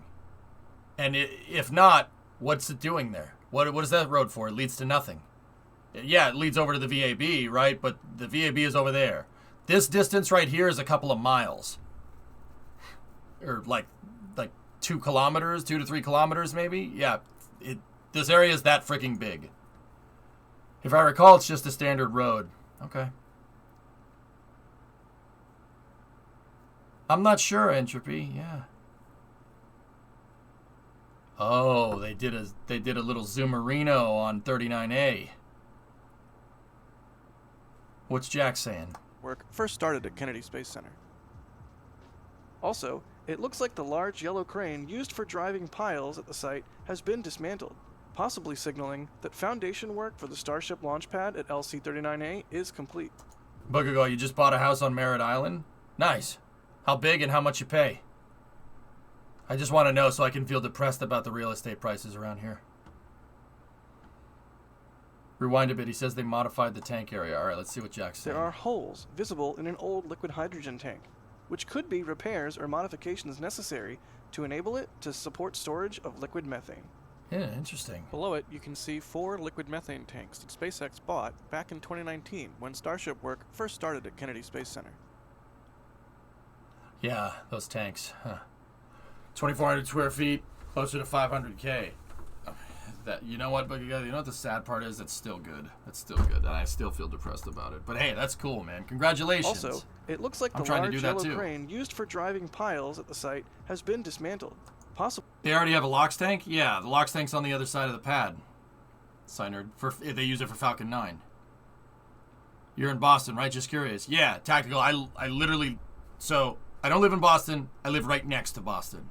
Like, if you went 1,000 feet up this way and you look due east, Boston. Right there. Like, I'm very close to the city. And the prices here suck. Yeah, I can't live here. Let me put it to you like this. I'm not looking for houses around here. I'm not even looking for houses a couple of miles that way. I'm looking for houses like 10 miles, 30, 20 miles, 30 miles, which is a long way in Massachusetts. I know that's not for other people in the country. Like, that's a long way for here. Foundation work for the Starship launch pad at LC-39A is complete.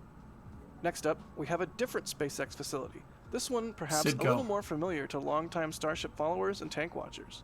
Known as Sidco Road, this is where Starship Mark II was built back in 2019, when there were 2 competing build and design teams, one in Florida and one in Texas. After the consolidation of Starship work to Starbase Boca Chica, activity at Sidco Road seemed to wane, with Mark II eventually being slowly dismantled.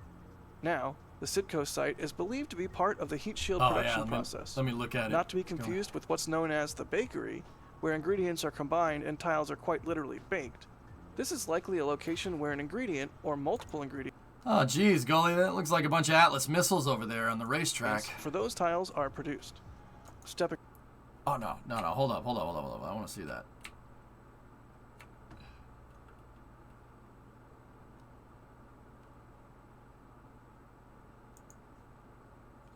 Longtime Starship followers and tank watchers. Known as... That is. It's freaking Atlas. That's a racetrack. So...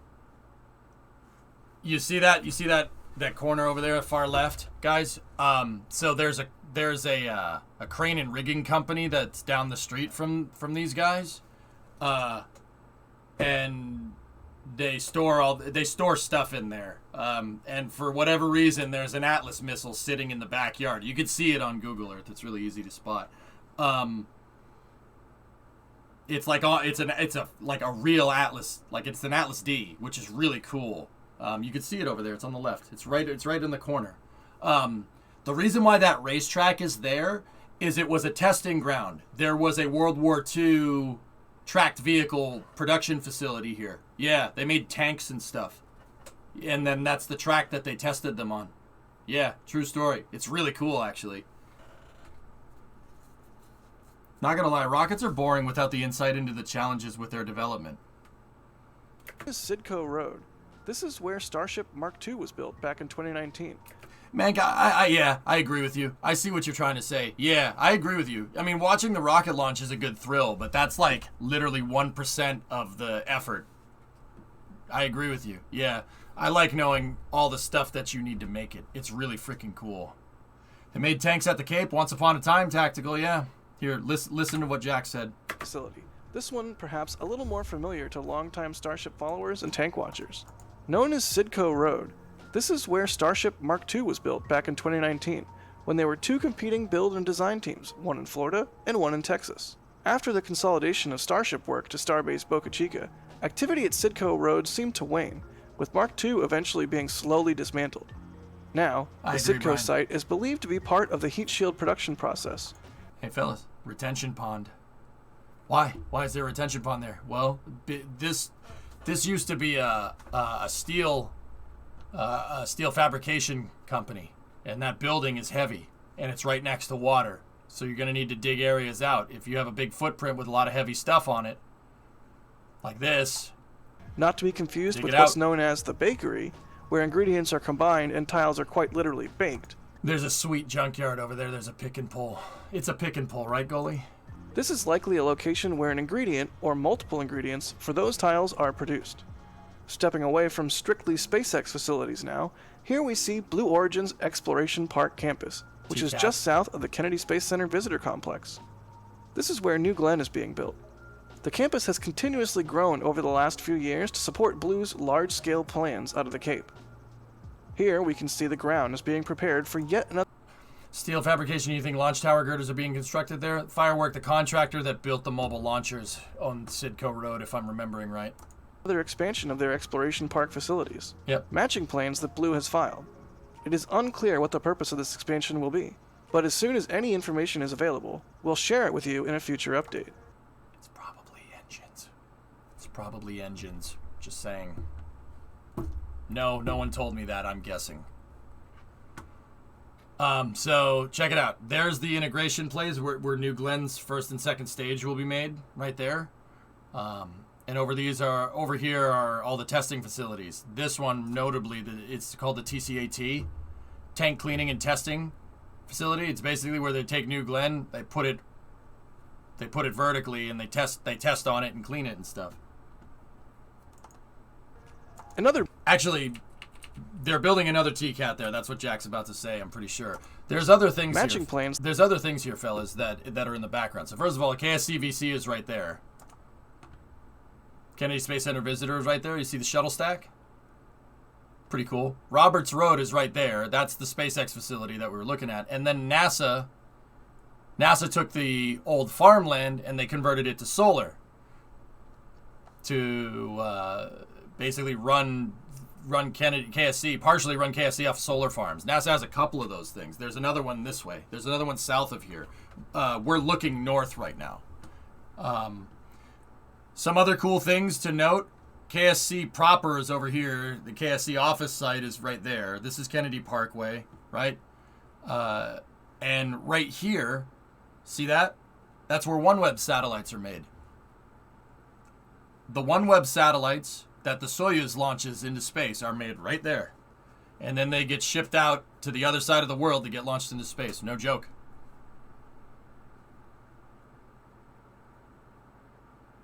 So many people on YouTube seem to think that Blue Origin stuff is vaporware. Yeah, they have no idea what they're talking about, Rogue.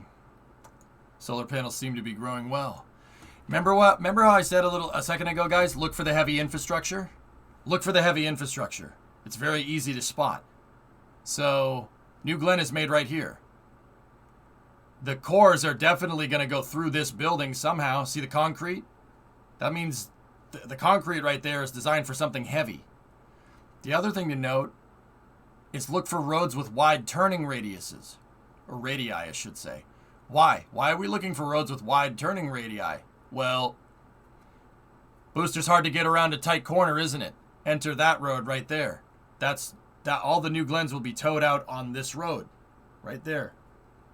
Because they ain't going to go this way, because you ain't getting a New Glen stage around that corner right here. You ain't getting a New Glen around that corner. No way. The thing is way too big. Another interesting thing to note is this road right here. See that road? What do I always say? Look for the weird roads.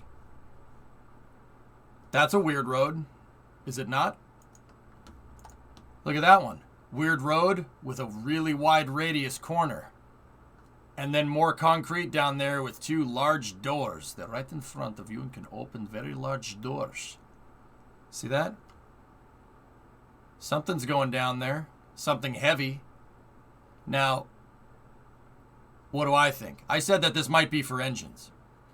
But it's possible. Maybe, maybe not.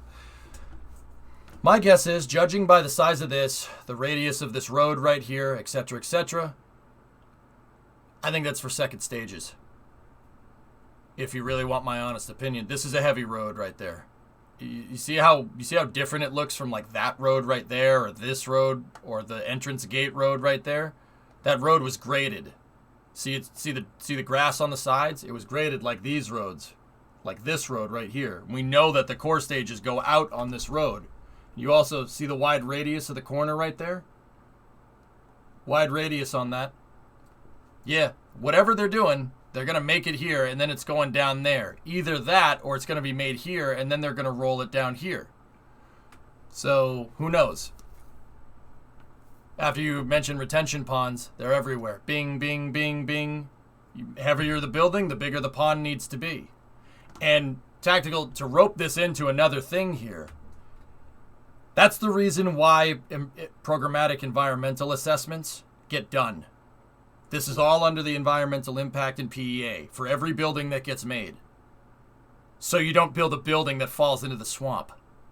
That's all under environmental impact stuff, dude. Yeah. So you make sure you don't build a castle that falls into the swamp. So, like I said, probably should do your homework with those. Yeah, probably a good idea. Once again, over here, you can see that they scraped the topsoil off. See the dark sand? They scraped the topsoil off, and they got down to the lighter sand, right there. Yeah, the topsoil in this part of Florida is dark, very dark sand. I wonder why. Yep, see? And then you could tell that they dug out this retention pond over here. So whatever this thing is, it's going to be holding something heavy, right? That's a big pond for that amount of area. So whatever this thing is, also going to be heavy.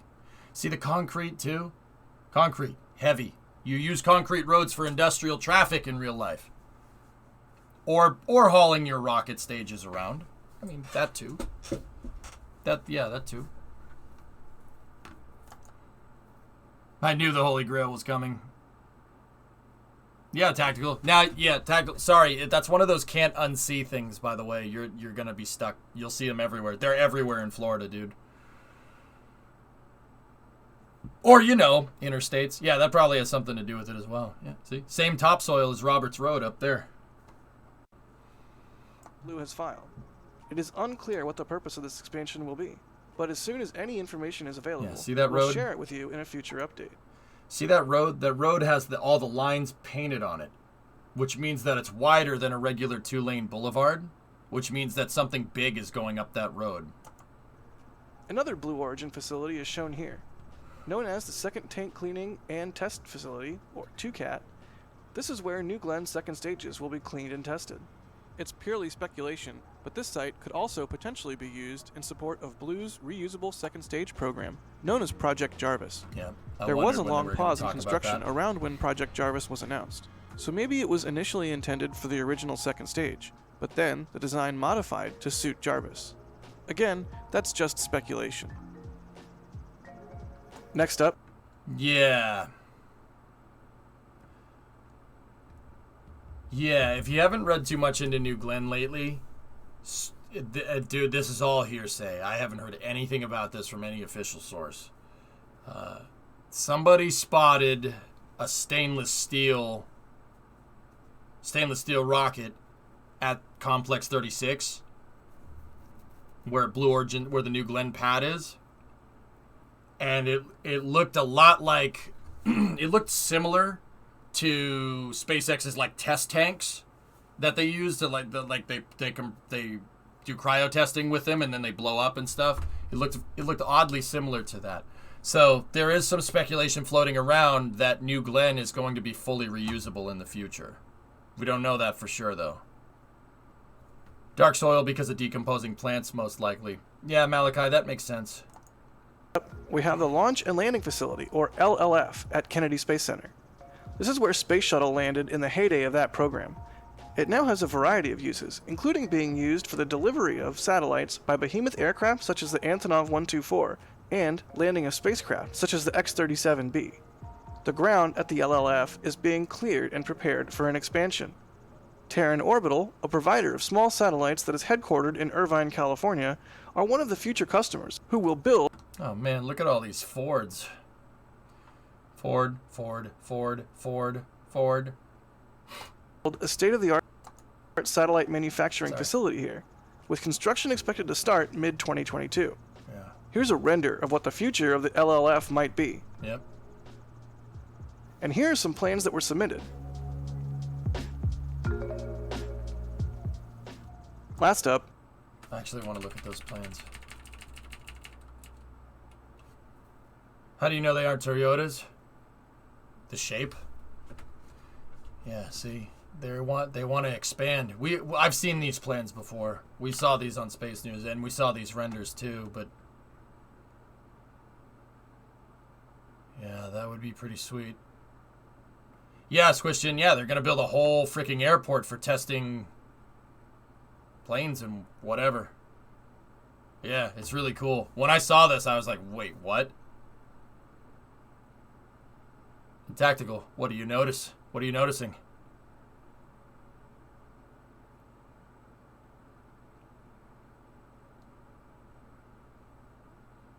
Retention ponds everywhere. Now, whatever this is planned up here, there's a big retention pond, so that's going to be a big production facility, whatever the hell it is. Future of the LLF might be. And here are some plans that were submitted.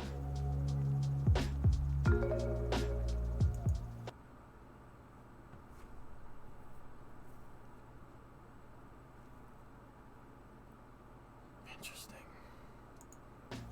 Last up, we can see on FleetCam, our 24/7 stream at Port Canaveral, that a barge with several large tanks, potentially for use on a Starship pad at 39A, arrived on February 14th. This shot, on February 15th from Stephen Marr, shows them arriving at the turn basin, where they will be offloaded and delivered to their destination. That's it for this week's update. Thanks for watching, and thanks to Stephen Marr and Julia Bergeron for their awesome imagery. Thanks to Harry Stranger for his ever-vigilant eyes in the sky, as well as for helping on this script, and a special thanks to all of our members who make this sort of coverage possible. Let us know what you think of this video in the comments, and keep your eyes out for the next one. Nice Arleigh Burke over there. Oh no, that's a Tycon. Even better. Nice. Smib, do you really want to know? Like, how I could tell you what all those trucks were if you really wanted to know. Okay, so that's a late 2000s F-150. It's an F-150 with an extended cab and a long bed. That right there is actually that's an older Super Duty.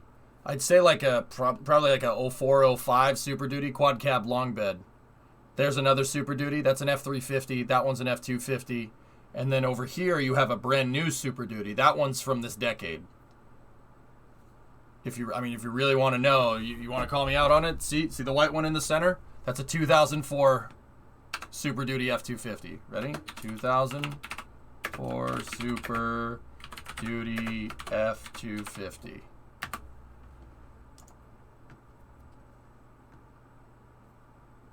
Let me find a picture. There you go. Right there.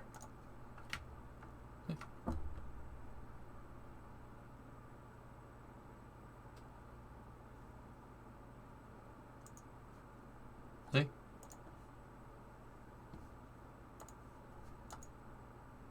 I know my trucks, man.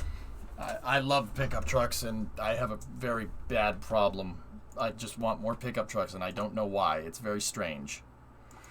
I'm not going to sit here and say that that's not normal, because that's weird. Anyway. Yeah, that one could be a 450, dude. It's a 350 or a 450. It's not a 250, I know that. That one's a 150 over there. That's like a 2007 or 2008, something like that. Thoughts on a Duramax? Nice motors. I mean, if we're going to go with diesels, I'm not going with the Ford, that's for sure. I'd go with the Cummins. Trucks are like chips. You can't just have one. That's a really good way to put that, Tav. What about the green truck? This thing right there? That one? Okay, let me look. Discovery, go at throttle up. So, this is a water truck. That's what it is. They're using it to spray water on the dirt keep the dust down and stuff.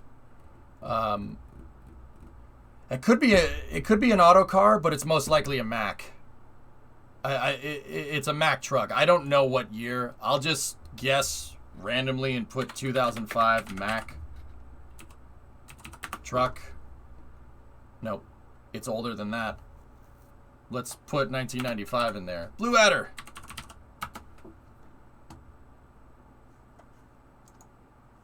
Nope. That could be an auto car. Hold on.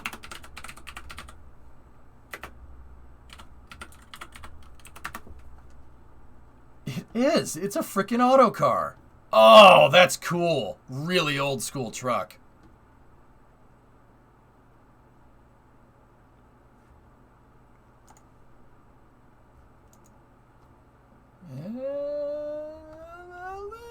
That looks about right. Auto cars are really neat. Really neat trucks. What are its quirks and features? I mean, that's an old truck, that's for sure. That over there, that's like an F600 or something. The front's too short? Yeah, if it's not an auto car, dudes, it's probably a Mack truck. That's an older Mack truck. Yeah, F600. Oh, yeah. Yeah, oh, yeah. That's... Here. I think that's a 1997 F600. Or an F650. Something like that. Not the freaking motorcycle. Yeah, gross. Yeah, right there. I mean, not that one exactly, but that's what it looks like. That's, believe it or not, that has the same cab. That is the same cab as my truck. It's just on a semi-truck chassis. That's the same cab as my 250. Yeah, same thing. See that one right there? That one has a bunch of stuff on it. It's a huge utility truck, long box like this. But that's the truck. I know that I know that shape anywhere.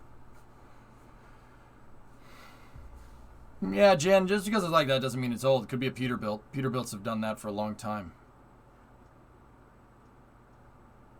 Yeah, like that. That's what that truck is. Something like this. Not exactly like that, because that's 2000s one. Yep. Anyway, this was an awesome thing from Jack. That's really cool. Do we know if they're going to do more like this? Because, yeah, I'll probably just shoot Das a message right now and be like, yeah, do more of this. Do more of that.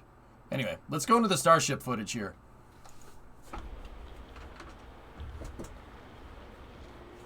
Yeah, I agree, Socks. It could be. They implied they would. I think they want to do them weekly. Yeah, they should do that. Yeah, they should do that. Yeah, I'm gonna, yeah. I don't get cryoproofing when they've already static fired. It's got to be tile tests, Hellfish.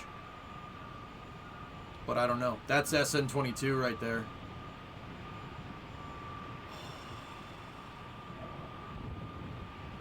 Yeah, Brim, of course.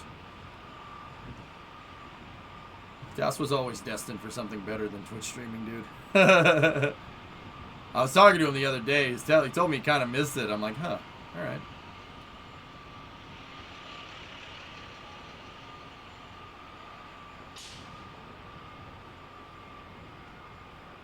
Actually, that's not exactly what he said. Somebody asked him, like, do you miss, you know, when are you going to stream again? He's like, I really, you know, I'd love to, but I don't have the time.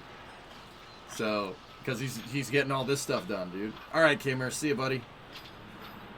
It's right, Squishin.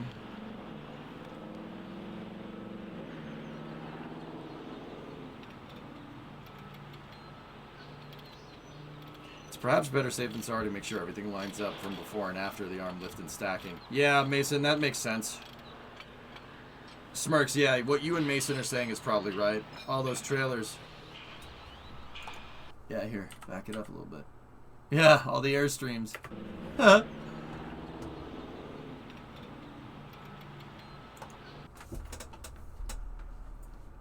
Any good iron in there?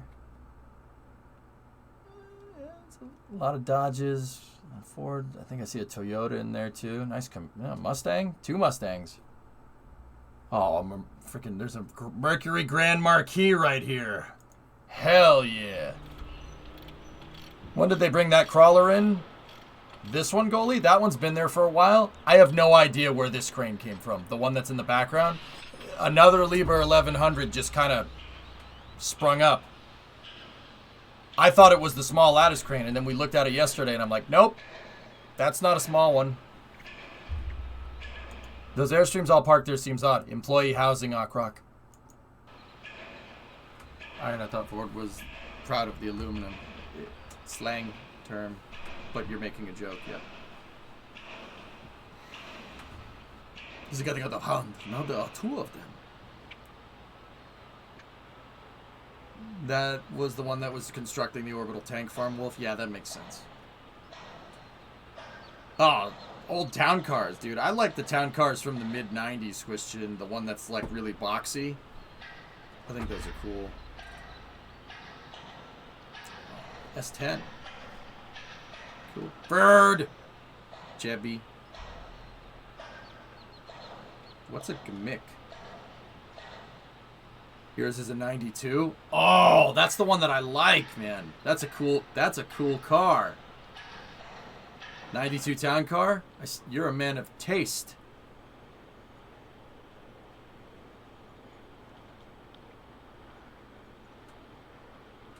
Half tank section for the booster.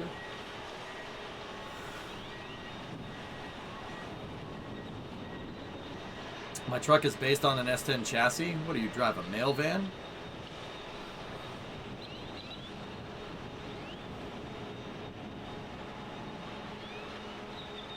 Yo, TJ Jeep right there.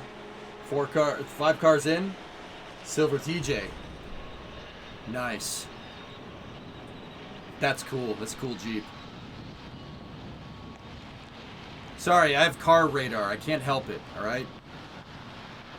I scope the cars and the spaceflight equipment because I'm weird, alright? I fully acknowledge that that's not normal. Don't judge me. You know, someone's watching the screen, they're like, is he looking at the damn trucks again? Yes, I am, alright? I'm sorry.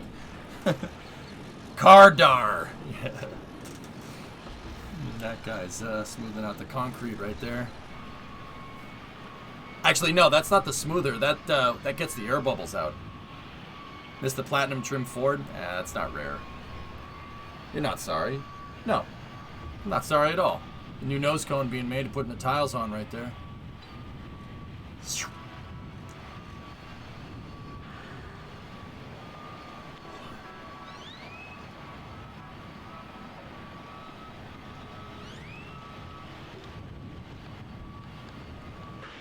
Man, nice. I have car sonar. I can hear a squeaking brake pad or idler pulley from more than a block away. Yeah. Played SnowRunner, it's full of trucks. Yep. There's the cargo bay door prototype thingamajigger.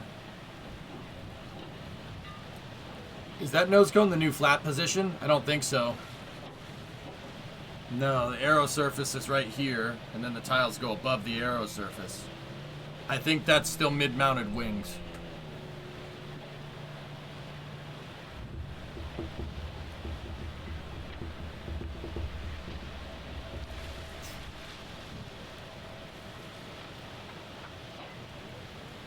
Ship 24, mid-lock section and common dome.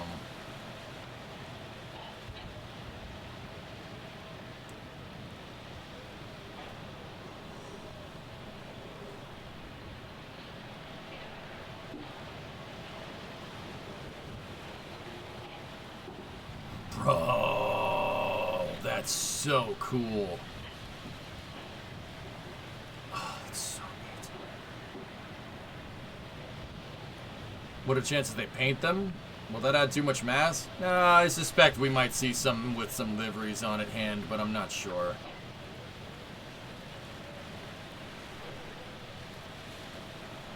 Elon said they were, Bram. He said that they were moving it up.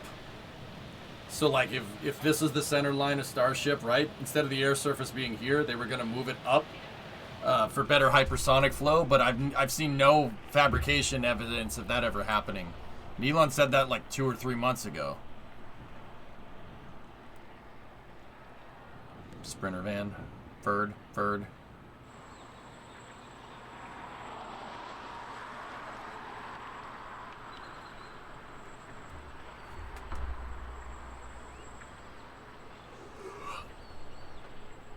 There's SpaceX's crane.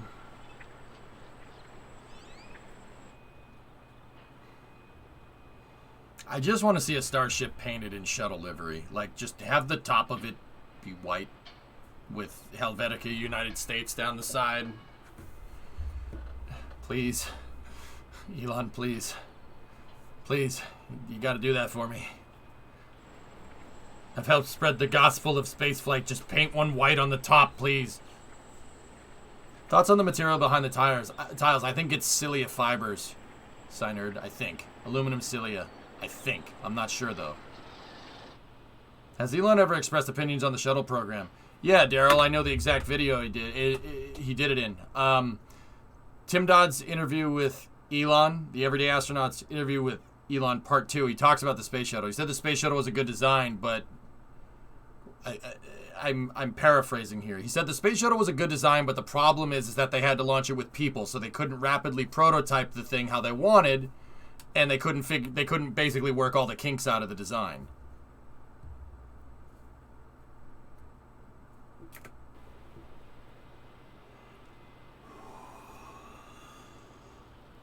That would mean NASA buying one. It could be a thing, Gaw. You don't, I mean, you never know.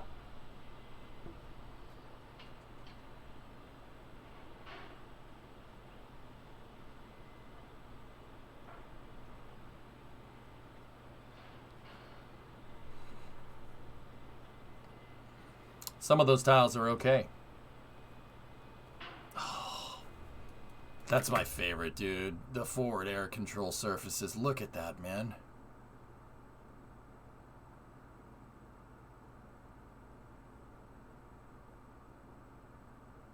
Oh, that's so cool looking. Oh my goodness.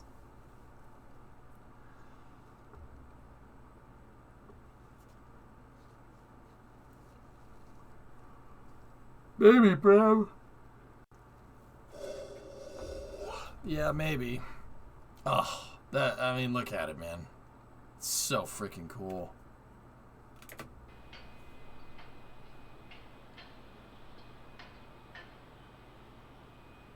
The thing is so neat.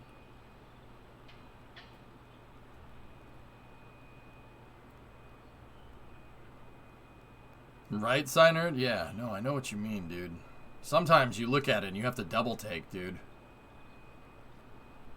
Some tiles are glued on, that's why those are like highlighted. Some of them are glued in position. Is it supposed to be half tiled? It's supposed to be half, yeah. That's the side that's going to belly flop through re-entry damage case. So one side's just stainless. That's called the leeward side. And the other side has the tiles on it. And that's the windward side. That's the side that's going to get hot when the thing comes back down. Kyrod, no cap, no cape. Nope.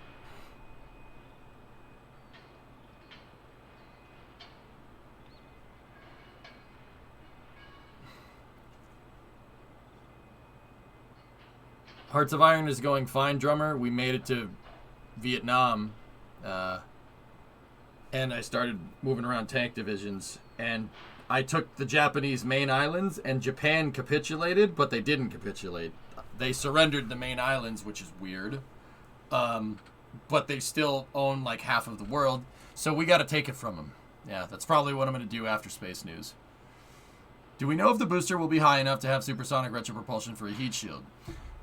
It could, tactical, but you gotta remember it like this. How much are you gonna need? How much supersonic retropropulsion are you going to need to do a burn coming back from orbit?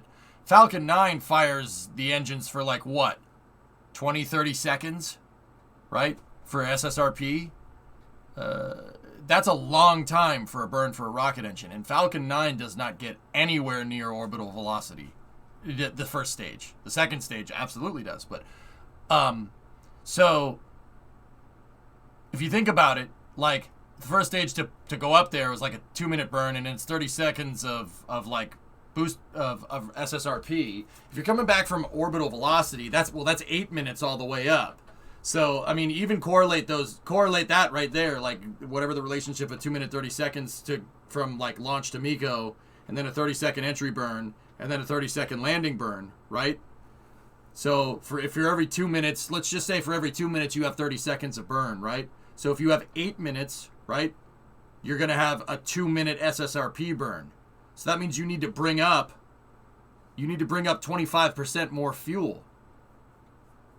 Now, think about that, and then think about which weighs more. Which is more mass, the tiles or the fuel? See what I'm talking about? There's no need to do it from orbital velocity. Now, that doesn't mean that you can't. You absolutely can. Tiles are a much better solution, even for SpaceX.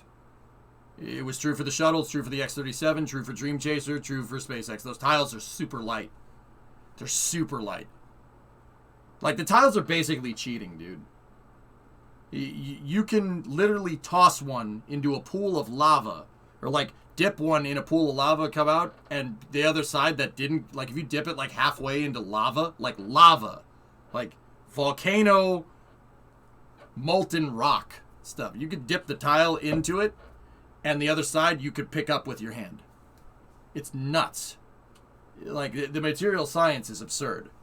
They can absorb insane amounts of heat. It's nuts. The floor is lava, and if you have tiles, you can make stepping stones.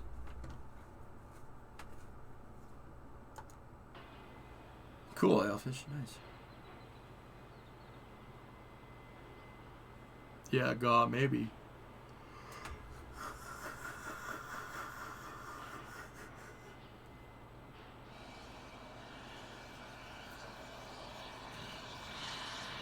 Make shoes out of them? Yeah,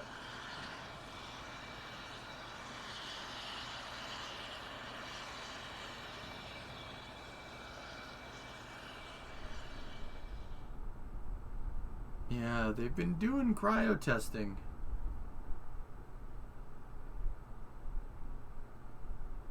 It looks like they're working with pad plumbing here.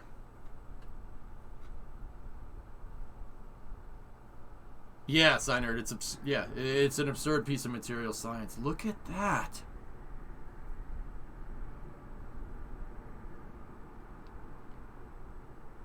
This looks like something out of the friggin' movies, dude. It's something out of the frickin' movies. Like, this looks like the spaceship that you'd see in a sci-fi landed somewhere.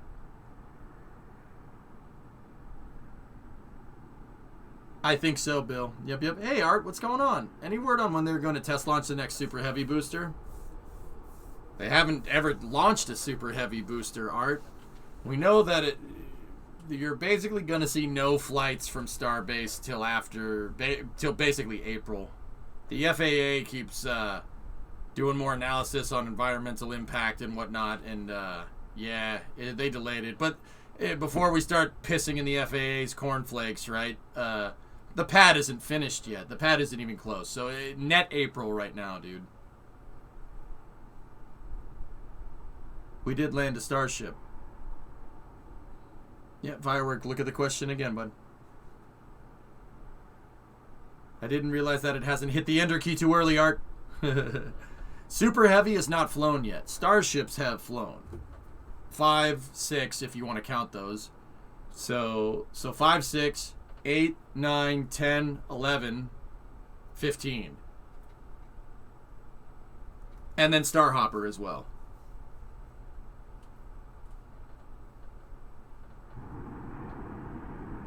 Whoa. Right, Ockrock? It's crazy. Someone's paying them to drag the red tape. Why do people default to that, man? Girl, that ain't what's going on. What are you, dumb?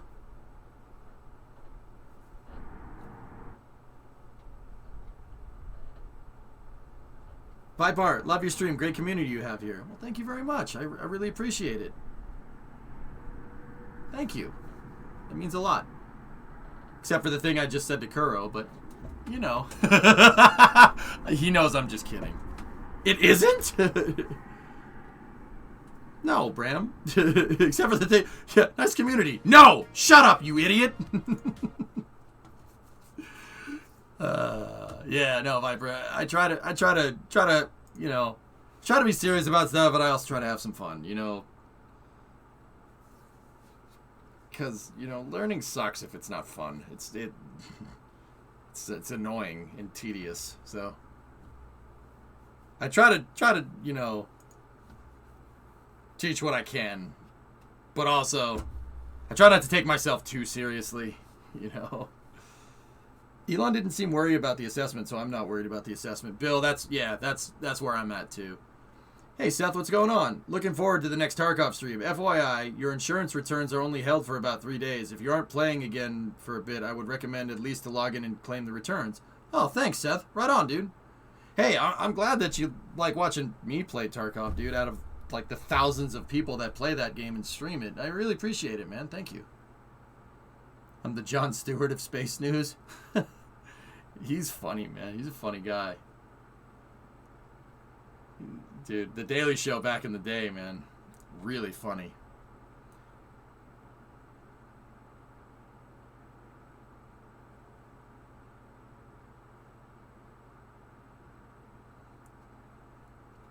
I miss the old Daily Show. You miss the old Daily Show. Me too, man.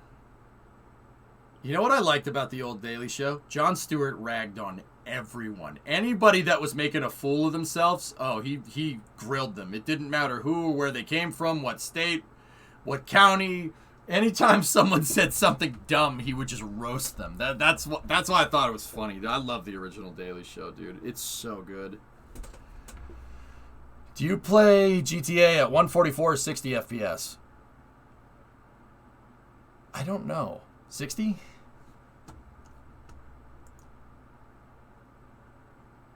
Yeah, Cynerd. Mm-hmm.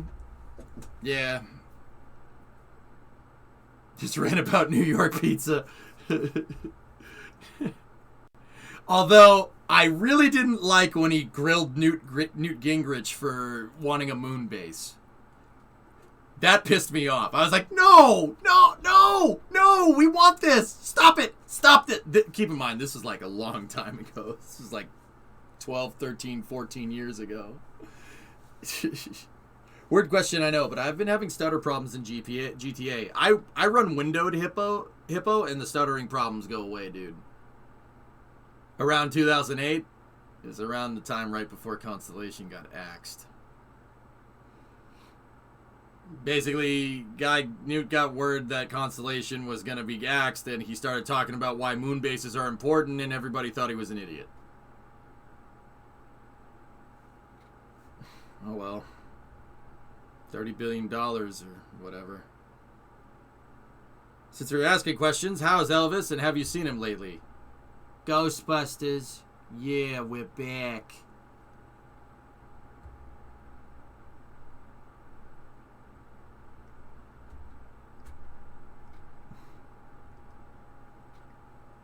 Boston pizza? Boston pizza? Canada has Boston pizza? What is Boston pizza? I don't know what that is.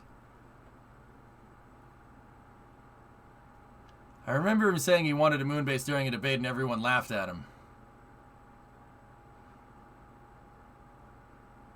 All I'm saying is that everybody likes space, man. Everybody likes space. Alright, so gonna jump back into Hearts. That was some good footage from NSF today, man. I'm super thankful that they let me go and look at this stuff. You know, it means a lot. That's really cool. Make sure you guys go over there. Make sure you guys go over there and sub to that YouTube channel. Trust me. Except lobbyists? I mean, God, I'm not gonna sit here and say to you, you know, say that I hate lobbyists, but also in the same sentence say that there's people actively lobbying on the Hill right now for 2 lunar landers.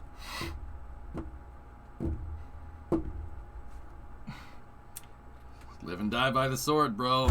Like, I'm not saying it's okay, like, but also, I'd be lying to you, and I don't like doing that. I'd be lying to you if I said I don't want that, you know, so.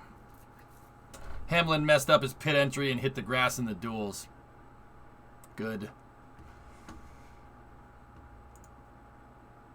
I think it would be neat if SpaceX and Blue Origin just actually came out and gave us a presentation on what's being done.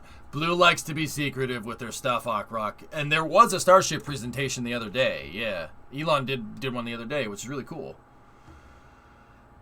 But yeah, dude, I know people that work there. I know their PR. I know some of the PR folks. They do not talk about what they're doing unless they got something to show you. And they basically don't want to show you anything until, like, they basically want to make a splash with whatever they show. You know, that's why stuff from Blue Origin seemingly just comes out of the woodwork. Guys, that company is working on way more than just New Glenn. Dude, now, okay. So I was looking on their jobs postings the other day, and this was, actually not the other day, it was a couple of months ago. They're looking for nuclear propulsion experts.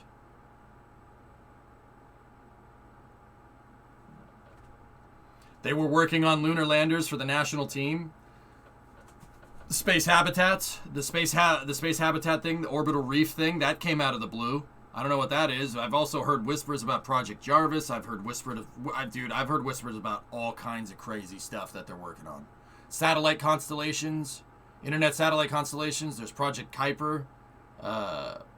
Yeah, dude, they're doing all kinds of stuff. Blue Origin should be working on getting a rocket to orbit first. Yeah, see, Hellfish, you say that, but look who's funding the company. They can do both of those things. Yeah, did you not just see the video that I just showed you of that gigantic VAB basically on its side that Blue Origin is making for New Glenn? Like, dude, they can do all of those things. Like, and that's what, like, I kind of wish that they weren't like super secretive about this stuff. It would be awesome to see daily updates about New Glenn. That would be really cool. You guys would love it just as much as Starship. I guarantee it.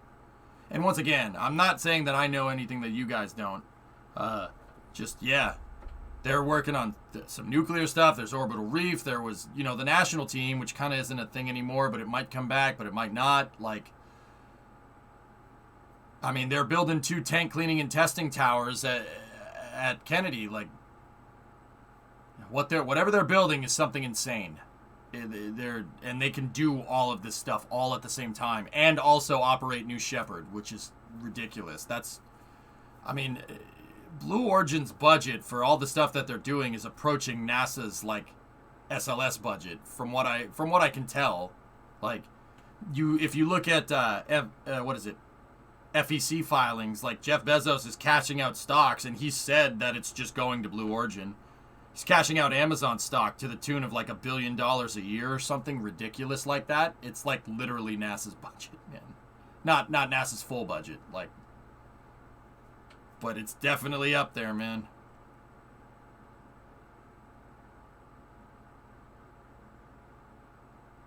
I dropped frames. Wow, I haven't dropped frames in forever. Conspiracy? I'll let you decide.